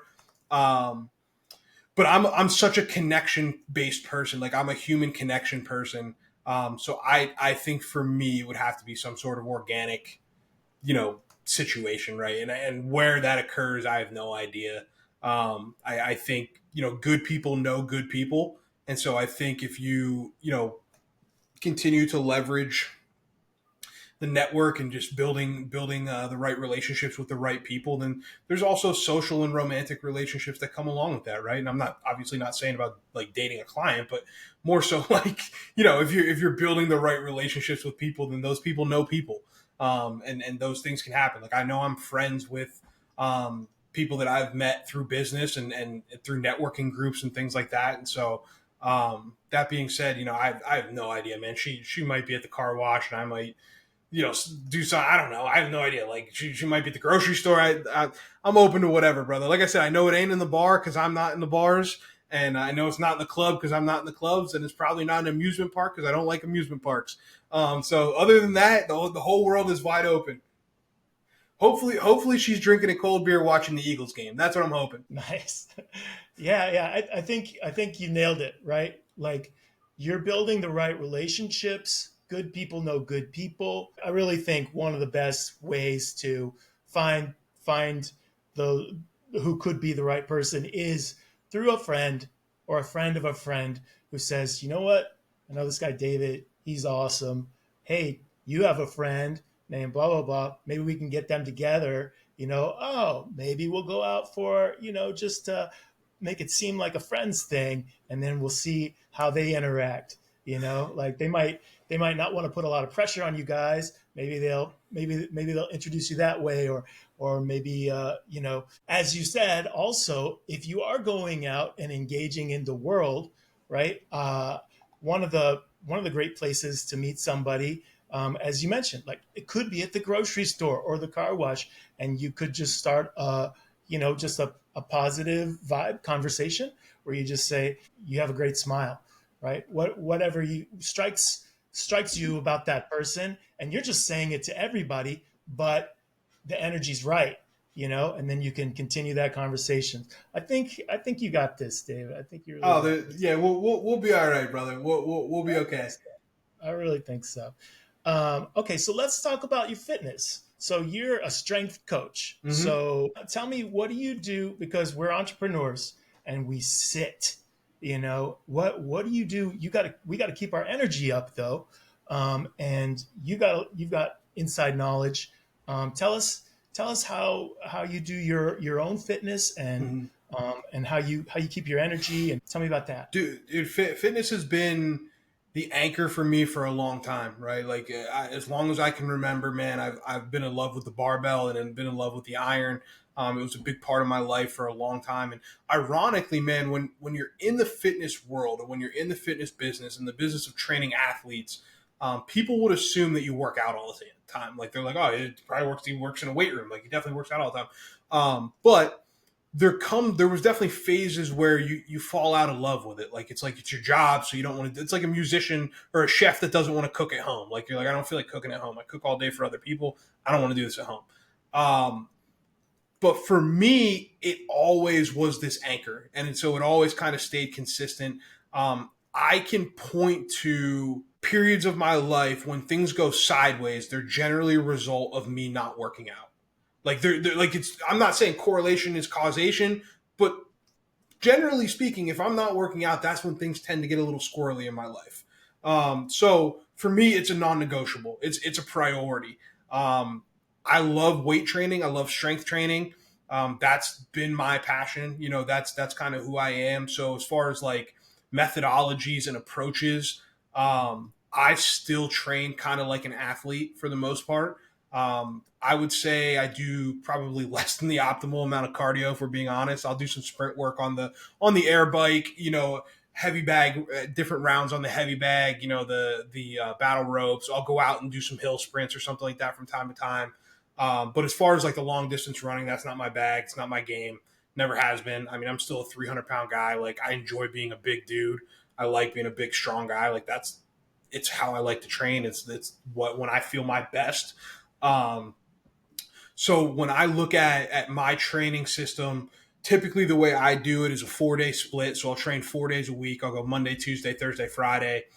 Saturday or Sunday, I'll do something, whether that's like some sort of circuit workout, some sort of high intensity, like interval type stuff, whatever. I'll do something just to get myself sweating, get myself moving.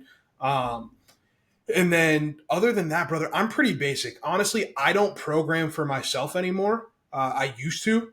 And when I got into business and when I got into the corporate world, I just didn't have the time to do it the way I wanted to do it. And knowing what I know, it's like it's hard to do it half assed, for lack of a better term. So it's like I have to now outsource that. So I have some friends that are in the fitness business, that are still coaches, that are still training athletes, and I have them write my programs for me. Um, but it's a big part of what I do, brother. It's a big part of what I do, and it marries itself to the nutrition piece. It marries itself to the sleep piece. It marries itself to just your overall health, right? Like just feeling right. And I'm friends with a guy named Matt Vincent. Matt's a former world champion in the Highland Games. He's now an entrepreneur, and he does a lot of different things in the coaching space, a lot of different things in the public speaking space. But me and him had a conversation, and we were talking about a lot of people don't realize it, but you have to train like an athlete to be an entrepreneur. Like the days are long. It requires a lot of you to have that energy level, to have that push, right? That mental clarity that comes along with working out. That requires training. And so you have to train, we call it the entrepreneurial athlete, right? Like you have to be an athlete. So again, yeah, it's something that I'll never stop doing it. I love getting in the weight room. I love banging weights. I built is something that I invest money in. So I built my own home garage gym. It's got its full squat rack, deadlift platform, dumbbells, assault bike, treadmill. I mean, it's got everything you need. And that was something that for me, even when the company, like I built this early on, piece by piece over the years, but even when the company wasn't doing really well, I knew it was somewhere that I needed to invest money. So I never saw it as an expense. It was always like, no, this is something that I need because I know that I'm not always going to be able to get out to the gym. So I need to have a full gym at my house so that I can train. Right. And so that's something that with entrepreneurs, and if you're somebody that works from home, and you got to do that and be willing to invest the money in a coach to write your programs. Don't follow nonsense on Instagram. Get a good coach. Number one. Number two, if you can afford it, invest in meal prep, right? Have your meals done for you. And then number three, make sure you have at least something at your house that you can get a workout in, right? It could be a set of kettlebells, it could be dumbbells, whatever. Have something at your house that allows you to get that fitness piece in, and not let that fall off on you. Because if it does, everything else is a mess. And then the last thing is invest in a good mattress, right? So those are my four keys to making sure that the health piece stays locked in, man. But yeah, it's a big part of what I do. Absolutely. And so when you tell me about writing your programs, help people understand, right? If people don't know, like, what does that mean to Mm-hmm. get a coach to write your programs? Like, again, you're somebody who knows all this stuff and you know your body really well. Like, you know everything you're supposed to do. You're a pro at this, but you've outsourced that. You've got somebody else writing your programs. Why is that needed? What's so important about that? Yeah, because honestly, man, it's one, I don't have the mental bandwidth to do it anymore. I have too many other things going on and I overthink it. So I'll sit down and I'll spend, hours and hours and hours trying to write the perfect program.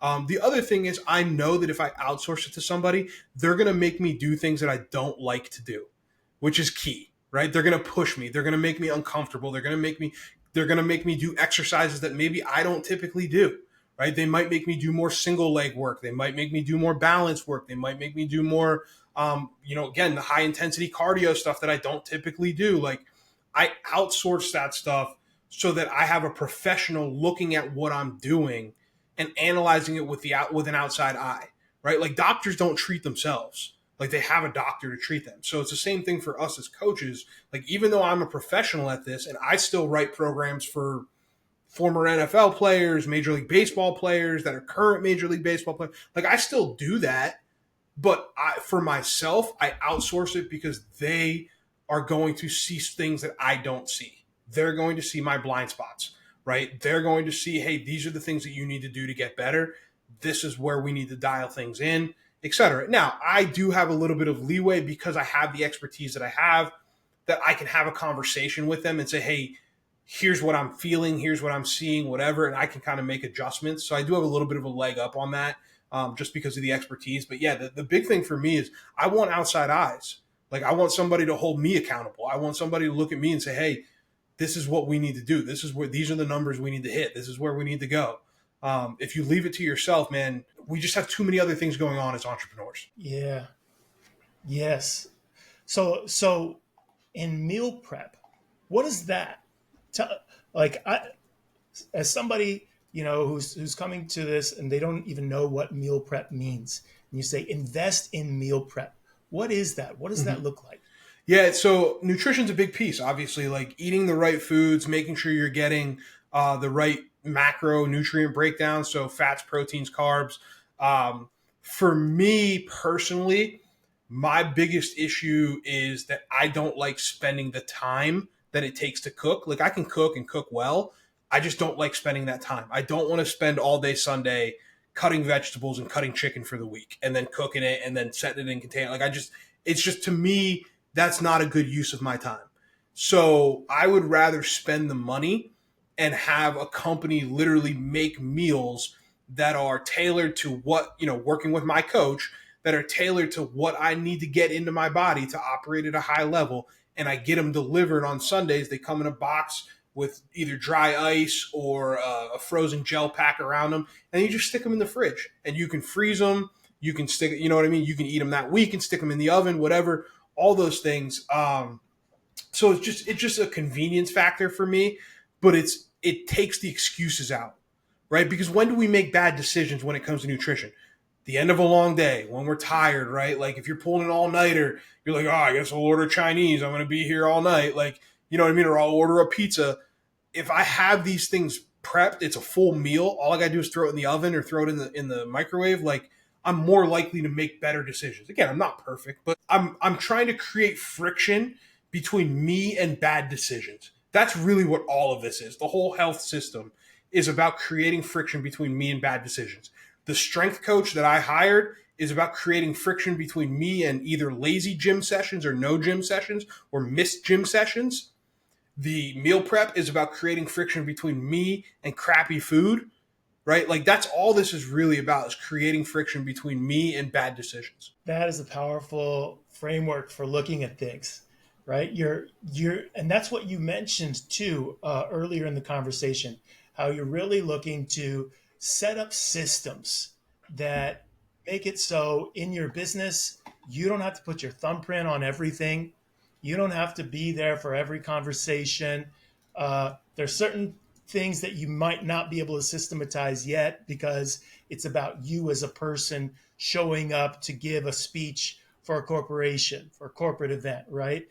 But besides the things that absolutely have to have you in person, you're looking to build systems to take yourself out of it, to take some of the pressure off and to redistribute it, give it to somebody else who's hungry to do that work, who's an employee of your company, who can, they can make money for the company that way, so that you can spend more of your time refocusing towards what your next priorities are, whether that's moving forward to build your family, whether that's moving forward to build new income streams, and then you can choose that because you're creating these systems. So that's one thing that I'm hearing that's congruent throughout all the things that we're talking about, all the different buckets, the finance, fitness, family, and fun. You're creating systems, Yeah, and I love that. I love I'm hearing that. I'm huge on frameworks and systems. I say this all the time. If you want to win once, you can get lucky. If you want to win consistently and sustainably, you need systems. So everything in my life falls into systems, right? I have systems for my finances, so like similar to you said, systems for my fitness, systems for the way that I choose to onboard new information. Like this, I have a system for the way that I read books and listen to podcasts. I have systems for everything. Like I just have found that the most highly successful people that I have been around have a system for everything that they do. And that's what I try and do. And all that system does is it makes the easier choice, the easy choice, the good choice, and it makes the hard choice the bad choice. Like you have to go out of your way to screw up. And so it reduces the likelihood of failure. That's what systems really do. So that's what that's what I try and do in my life across the board. I have an audit system that I do every year. And I really do it every 6 months, where I do a 360 audit of everything in my life.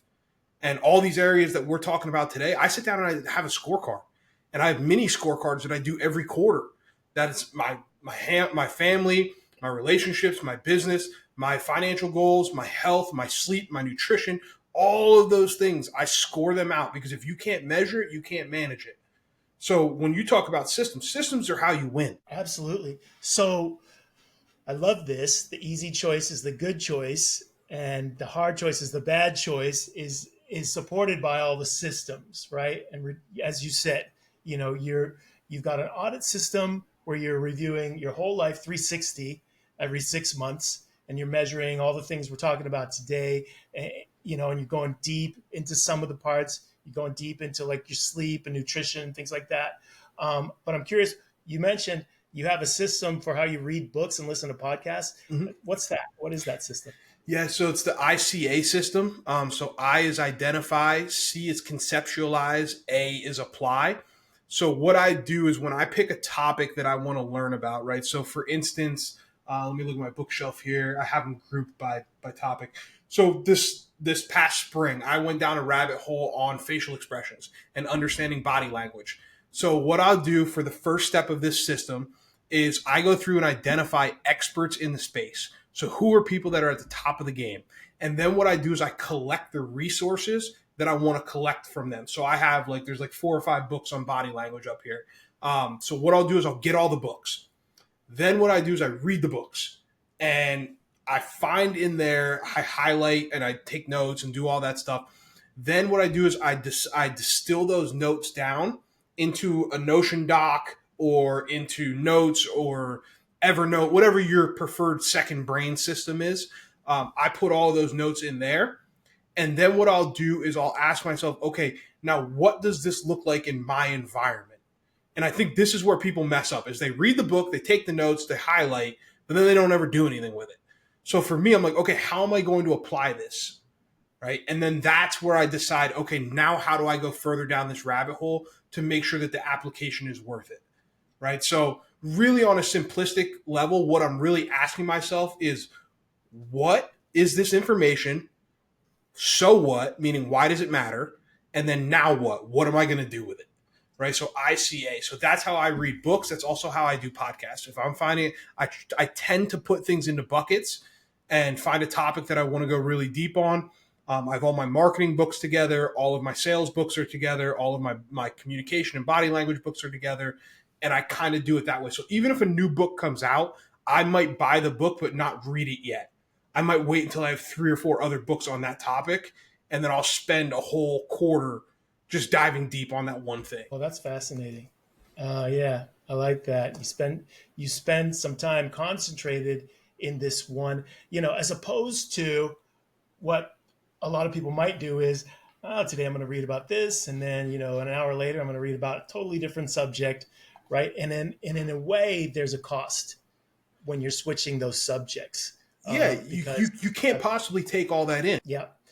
You have to switch. You have to do this context switching for your brain, and you're in a totally new part of your brain, and it takes a while to get into it. Just like if you were to sit down to start writing, the best stuff might not be what comes first. Correct. It takes a little time to get there. And I think this is a great bridge to the 4th bucket, which is fun. So I think I already started to hear a little bit about it, but tell us, David, what do you do for fun?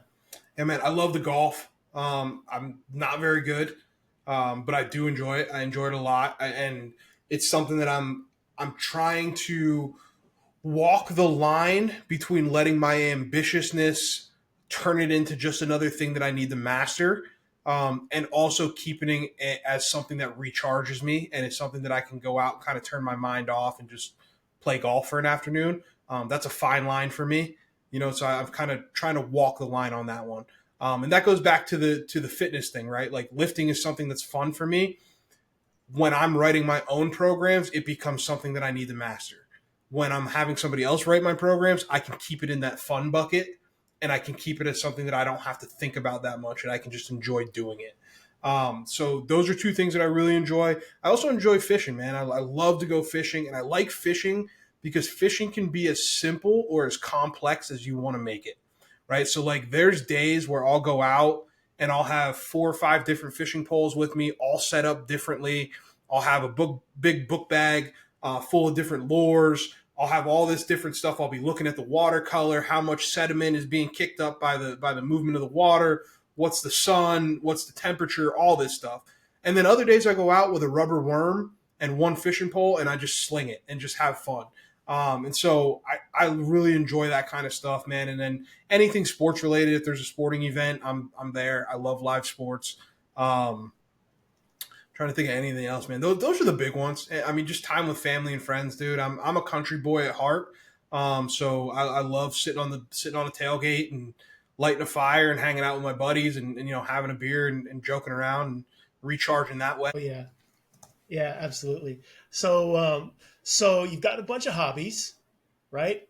And so what I'm hearing is you enjoy going golfing. And one of the things that I think is really common for entrepreneurs, you mentioned, right?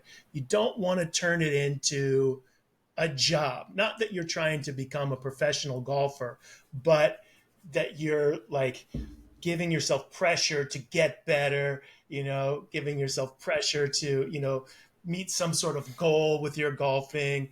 And how do you do that? How do you take that off of yourself?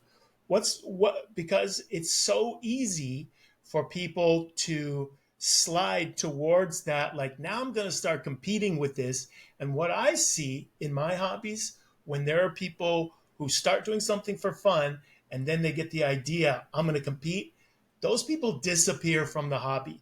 They Correct. actually stop having the fun, especially if they're like new to it, and they'll just completely stop having fun at all, and they'll leave the hobby. So how do you keep that for yourself? How do you keep that boundary? Man, it's so hard. It is so hard because I truly am competitive to a fault at times. So I really really struggle with that. So I don't have a great answer. I'm lucky to be surrounded by people who know how competitive I am and are able to kind of bring me back to earth and be like, dude, it's all good. Like, and there's days where like I know like it's like say I really need a day to just get out of the office and I just want to go golf for the day. I don't want to think about anything. Like I'll go, and if I go with my brother or if I go with like one of my good friends that really knows me, they won't take a scorecard or they'll throw the scorecard out before we go out intentionally because they know the minute we keep score, it flips the switch in me. Like I can't. I really really struggle. If there's a scoreboard, I want to win. I really struggle to just have fun doing something if there's a scoreboard attached to it. Like I just it's not in my nature. And so sometimes for me, it does the opposite of recharging me. It actually stresses me out more. But in the moment, I enjoy it more. Like I'm like, I love that. I love that feeling. Like even in golf, man, I love when we're on the 18th green and it's like a one stroke match. Like I love that. And so for me, I really have to battle that at times to keep that in check.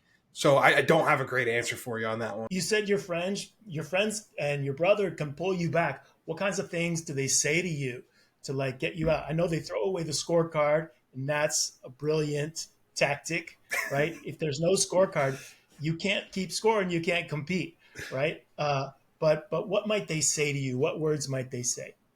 I mean, my brother's pretty pointed. Like he'll be very honest with me. He'll just say, "Hey, why are we out here? Why are we here today? Like, are we here to stress? Are we here to stress, or are we just here to just enjoy the day? Like, which is it? Those things." And he'll be very clear. He'll make me answer, and he won't let that go. Some of my other friends are a little bit more subtle about it, and they'll just kind of throw the music on and put on some country music, and hey, let's just kind of hang out. They'll bring up sports. Let's talk about sports. Let's change the subject, that kind of stuff. So they do that, and I try really hard to not. I don't ever want people's lives to have to revolve around me and my mood. And so I try really hard to keep that in check myself, but the competitiveness, man, is just who I am. Like I love to win. I hate to lose. And I love to compete. Like the winning and losing for me is whatever, but the competition itself, like I love that, man. I love to compete with things. I think it's fascinating to me because so I have a son who he's super competitive, and we used to get into it. We used to like have kind of like shit talk each other in a way, Mm-hmm. just like, hey, I'm gonna beat you at this. You're not that good. Like whatever. You suck. But and it became problematic at a certain point. I noticed like it was a joke at first, and then I had to find a way around it because I was like, this can't be like how we continue to interact. Mm-hmm. So I think what would happen was we had that direct feedback time where I was like, you know what, I've encouraged this in the past, but you know what, let's not. And I think now the way we don't do that is probably just by joking or just making some jokes that don't have to do with our competition in the Mm-hmm. game, or like you said, distraction. Your friends, they turn on some music, or you talk about something else that's fun while you're in it. Yeah, because it can be a problem. Like you're certainly not alone in that. And I never meant for playing a game with my son to create a problem, but it kind of did, Yeah. and I had to recognize it. Like, we can't be talking to each other like that. That's not okay. Maybe for a minute it was okay, but it's not anymore. Hmm. Let's move on. Let's find a new way to interact. So I really appreciate that. So let's move on to the lightning round. Okay, and I just want to ask you some like real straightforward questions, and Shoot doesn't 'em. mean you have to get the world's quickest answer, but just going to be a bunch of pretty straightforward questions in a row. Love. So tell me the best investment, David, you've ever made, like for your financial health. It could be a book, an idea, an influencer, who's influenced your life. Like, what's the best investment you've ever made? For my financial health specifically, Financial. probably my business coach. Honestly, spending the money. Not even probably, definitely. The best investment I made for my financial health was my business coach and learning how to manage money, because I didn't know how. Right, because in college athletics, like, I mean, you get paid well, but it's not like you're not making what I make now as an entrepreneur. Is what I'm really trying to say. I never had to, and not only that, you don't understand taxes. Like, none of that stuff was even a thought, right? So, getting a business coach to help me understand investments, tax strategy, profit margins, all that stuff. Because again, when I first started, like, I'm like, okay, if I make $1,000, I make $1,000, right? But we know as entrepreneurs, you don't actually make $1,000. You got to figure in cost of goods sold. You got to figure out all that stuff. So I think that was probably the best investment that I've made, and I continue to really heavily financially invest in coaching and mentorship. I mean, I probably spend last year somewhere in the neighborhood of 25 grand probably on coaching and mentorship. This year will probably be more. Yeah. So I agree, right? I have a budget of my own where it's like I'm going to spend this money on coaching, where I'm talking to somebody one on one. In the past, it was classes. Now it's more.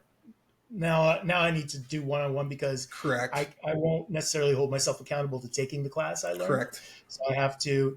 This is what I have to do. I have to buy one on one time Yeah, because I'll. I did some courses as well when I first started. Like, I took just some basic courses in videography and things like that, and I found the same thing, that I'm just like, I'm not going to sit here and watch 8 hours of video, and I'm not retaining it. Like, I want the application. I don't just want the theory. I want the application. I want to talk about how this looks in real life, right? So yeah, definitely agree with you on that one. So your best investment for fitness. This could be again an app, supplement, something in your diet that is really making a difference for you, or a book, or some kind of exercise routine. Like number one moves the needle. Spending the money to create a place that you enjoy being, like, create the gym that you want to be in. Like, I don't understand why people buy cheap equipment and then throw it in the corner of their garage and then wonder why they don't work out at home. Like, create the environment that you want to be in. I spent thousands of and this is not a whole, like, look at how much money I spent on these things. Like, I know I'm giving you dollar amounts, but I'm trying to show you that I spent these dollar amounts because they're investments in me and my future. So I'm not afraid to spend a high ticket dollar amount on these things because they're going to serve me long term, right? So my home gym is what the best investment that I made. Like, a good sound system. It's got the ambiance that I want. It's got the flags and the things and the slogans, the things that I want. It's got the equipment that I want. Like, spend the money on that. If you're going to be in there and you're going to use it, do it right. And make it somewhere, make it a space that you want to be. Make it a space that you look forward to going to. Look at it, make it a space that you're proud to show off too. That's the other thing. Like, there's little hacks that you can use. If you want to get more physically fit, be somewhere that you like showing off, because you're more likely to take pictures and videos in there and use it for content, which again is going to drive the habit of you going in there, right? So if you got to trick your brain into doing that, that's fine. But yeah, I think spend the money, buy the right stuff, buy good, high quality stuff, and yeah, create the environment of the place that you want to be in. That's really cool. I think there's so much to be said for that. If you're spending your time somewhere, find a way to create the place that you really enjoy. Especially it's in your home. Yeah, and And it doesn't have to be expensive, Mike. You can paint it. Like, you know what I mean? Go buy the piece of equipment on Facebook Marketplace, put it in the driveway for an afternoon, and paint it. It's a great project for you and the kids. Paint it and then move it into the garage. Now you got a piece that looks the way you want it to look in your house, right? Like, it doesn't have to be expensive, but put the effort into it. it's hilarious to me that you just said that, because I literally painted, like, I have these 15-pound dumbbells, and I wanted to paint them to look like like a volcano erupting. So I painted them exactly what you just said. It's That's yours, amazing. brother. That's it. Paint them, man. Yeah, absolutely, absolutely. Okay, so your best investment for family. What's moved the needle the most for you? Something that's improved your family life. Trying to look for anything that I did to increase my self awareness, man. So I'm trying to look for some books that really helped me with my self awareness. Um, I think Emotional Intelligence 2.0, that book really helped me. The Obstacle is the Way, that book really helped. The Untethered Soul is another really good one that helped me a lot in understanding myself. The Passion Paradox is another good book. So that's just a few of the books that I've read that have really helped me. And then the other thing is just doing your own research. Like, learn to understand attachment styles. Learn to understand some of these basic psychology principles. The Pygmalion principle is a great place for people to start. Understand those things, and how they show up in your relationships with your family. So I know that's not straightforward in an investment, but that's where I would start. Like, do that and then combine that with therapy, and you'll have the relationships you want with your family. Okay, so just from what I heard, right, there were books, right? Emotional Intelligence 2.0, The Obstacle is the Way, The Untethered Soul, and The Passion Paradox. And those four books helped you increase your self awareness, Mm-hmm. so that I assume it's so that you're able to bring the best version of yourself to your family. Is that what? Yeah, Is that what we're? and understanding myself better, so I know why I'm doing the things I'm doing, and also so I can see from their perspective how they might be interpreting things that I'm doing or saying. Like, I'm an intense guy, right? Like, I just spent 15 minutes talking about how competitive I am. Like, I'm an intense dude. And so sometimes I forget that not everybody, to me it's common sense, or to me it makes sense that I'm acting this way or having this sense of urgency about me. It might not be that way for the other party. So those types of books helped me put a little bit more perspective on, oh, okay, in this area of my life, I'm allowing my passion to be uncontrolled. And uncontrolled passion can be destructive, right? Or in this area of my life, I'm still holding on to an old narrative that I'm not worthy. So that puts a chip on my shoulder, which then makes me work even harder. But in doing that, I become self destructive, right? And so that can be hard on my family. So it's more about learning, like, what are my response patterns? What are the patterns that I have that can be detrimental to the relationships? And then how do I bring a better version of that to the relationship? And how do I ask better questions without coming across in such an aggressive manner? Like, how do I challenge my family to be better and to do better without sounding like I'm preaching, without coming from a condescending place, because I don't mean it that way. I genuinely want the best for them. So it's like learning those skills, and that's where the emotional intelligence comes in. The Untethered Soul, learning about your own patterns, right? The Passion Paradox, where does your passion become an out of control flame, where it starts to burn the things around you? Like, those are the things that allow you to become more aware of how you show up in the world. And then you can choose to show up differently. What's the book about where you're holding on to the old narrative that you're not worthy? The Untethered Soul. I'm going to read that. Great book, man. Great book.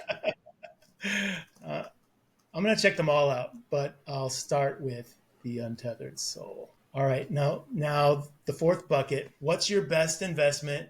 David, what's your best investment for fun? My golf clubs, man, and my fishing poles. Like, I spent a bunch of money on that stuff. I'm not gonna lie.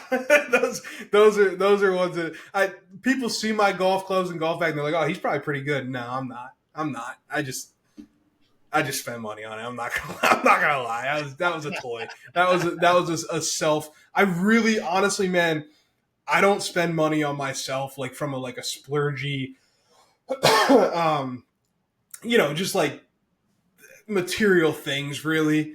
So once in a while, I do, man. I bought those, and then my fishing poles are pretty old. Honestly, I've had those a while, but there's a good amount of money in fishing gear downstairs too. Um, but the only things You I gotta splurge on yourself sometimes. You yeah, got you got the only really like materialistic things that I buy for myself is when I reach a milestone of some sort. I do get myself a watch. When I reach some sort of thing and that started. It started when I got my first Division 1 job coaching. I got a watch. And then after that, it was like, that was kind of my thing. Like when I did something big in my life, when I published my first book, I bought myself a watch. When I finished my master's program, I bought myself a watch. So it's like, that's kind of my signal. And I'm not talking about Rolexes. Like these aren't, $15,000, $20,000 watches. Like that's not what I'm talking about. It's just more, they mean something to me. Like it's like, hey, like this signified this event. Like this is why I did that. So that, and shoes is the other one. I'm a sneakerhead, so I do love sneakers. Is that tied to a goal, or when do you buy yourself sneakers? Is there? Very rarely, honestly, very rarely. I love them. I keep my shoes very, very nice.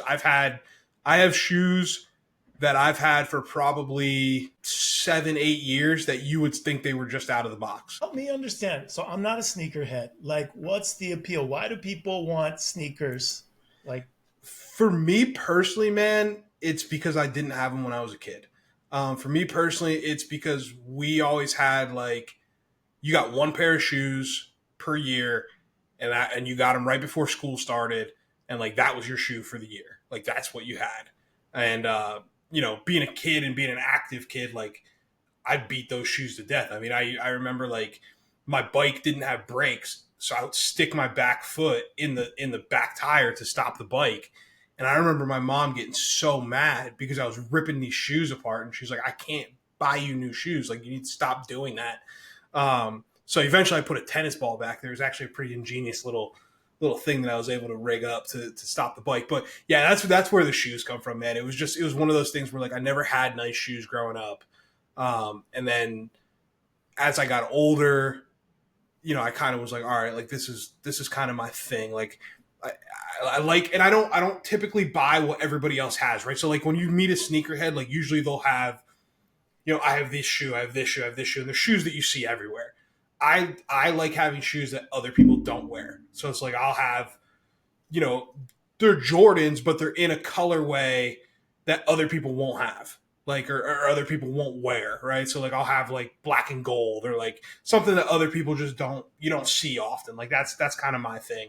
And then cowboy boots. I love expensive cowboy boots because they're comfortable. You can wear them all day, and they're just good shoes. have you noticed other people using that tennis ball uh, hack that you came up with? I don't know, man. I don't even know the last time I rode a bike. If we're being honest, dude, it's probably been years. I haven't been on I mean, it's like stationary bikes and stuff, but like an actual bicycle. I don't even know the last time I rode a bike. But no, I don't know if anybody else uses it. I cut a tennis ball in half, and I put it like so half of it was in the top, like above the tire. The other half was sitting on the back of the frame, and I could use my foot and push the tennis ball down into the bike, and it would stop the bike. So that was how I alleviated the idea of my mom yelling at me because I was sticking my shoe in the tire. That's like, kid level genius. Yeah, right.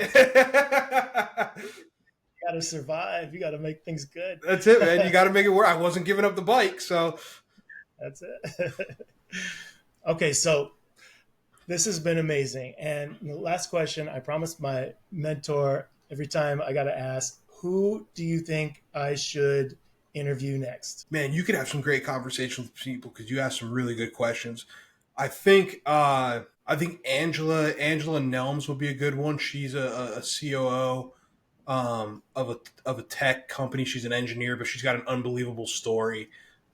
She also speaks and does leadership stuff. She's a good friend of mine. She's also one of my clients, but she's phenomenal. I could give you a whole list, so I'll kind of if we can connect offline, and I'll give you. Awesome.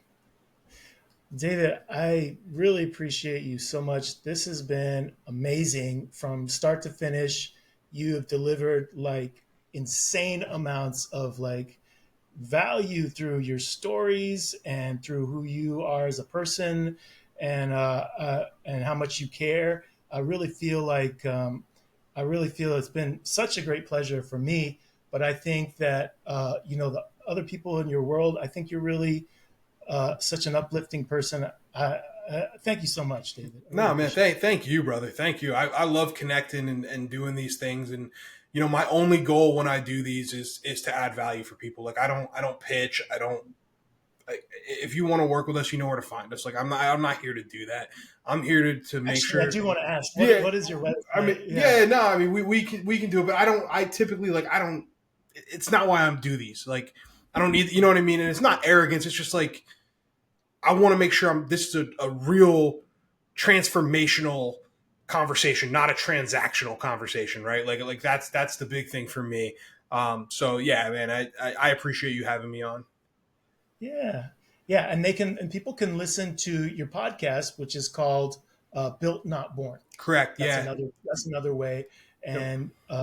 and they can find you online. They got your name, David Kitchen, and they can search David Kitchen coaching Yeah, or yeah. So if you go, I'm on all the socials at Coach D Kitch. If you go to, so this is a little inside info for your listeners, because this has been such a great conversation. Uh, Three things. One, if you want to get directly to me and you don't want to talk to my team, go to my LinkedIn or go to my Instagram. Those two I run myself. So if you message me on LinkedIn or Instagram, that is actually me. That is not my team. It's not a chat bot. It's not anything like that. That's 100% me. The second thing is, if you mention this podcast specifically, that you heard it here, I will do a free coaching call with you. I'll do a free 45-minute coaching call, one-on-one, me and you. We'll get into the weeds. If they mention this podcast specifically, so reach out to me on Instagram or LinkedIn, say, hey, I heard you on this podcast, and I'll send you the link to schedule your free call. That's for your listeners only. And then, yeah, man, other than that, brother, our website is edgeleadershipacademy.com. All of our booking links are on there. If you want to book me to come speak to your team, if you want to, if you're a business owner and you want to talk more about making this part of what you do and your SOPs and part of your, making leadership really part of your culture and really part of who you're trying to be as a company, reach out to us. We're open. We have some booking left for some open slots left open for winter and spring. The fall is booked up pretty much right now, but we have winter and spring open. So yeah, get in touch with us, and we're happy to help, man. Anywhere that I can add value, that's what I love to do. amazing. Well, thanks again, David. I can't thank you enough. It's been so amazing, and I'll talk to you next time. Thanks, Thanks brother. again.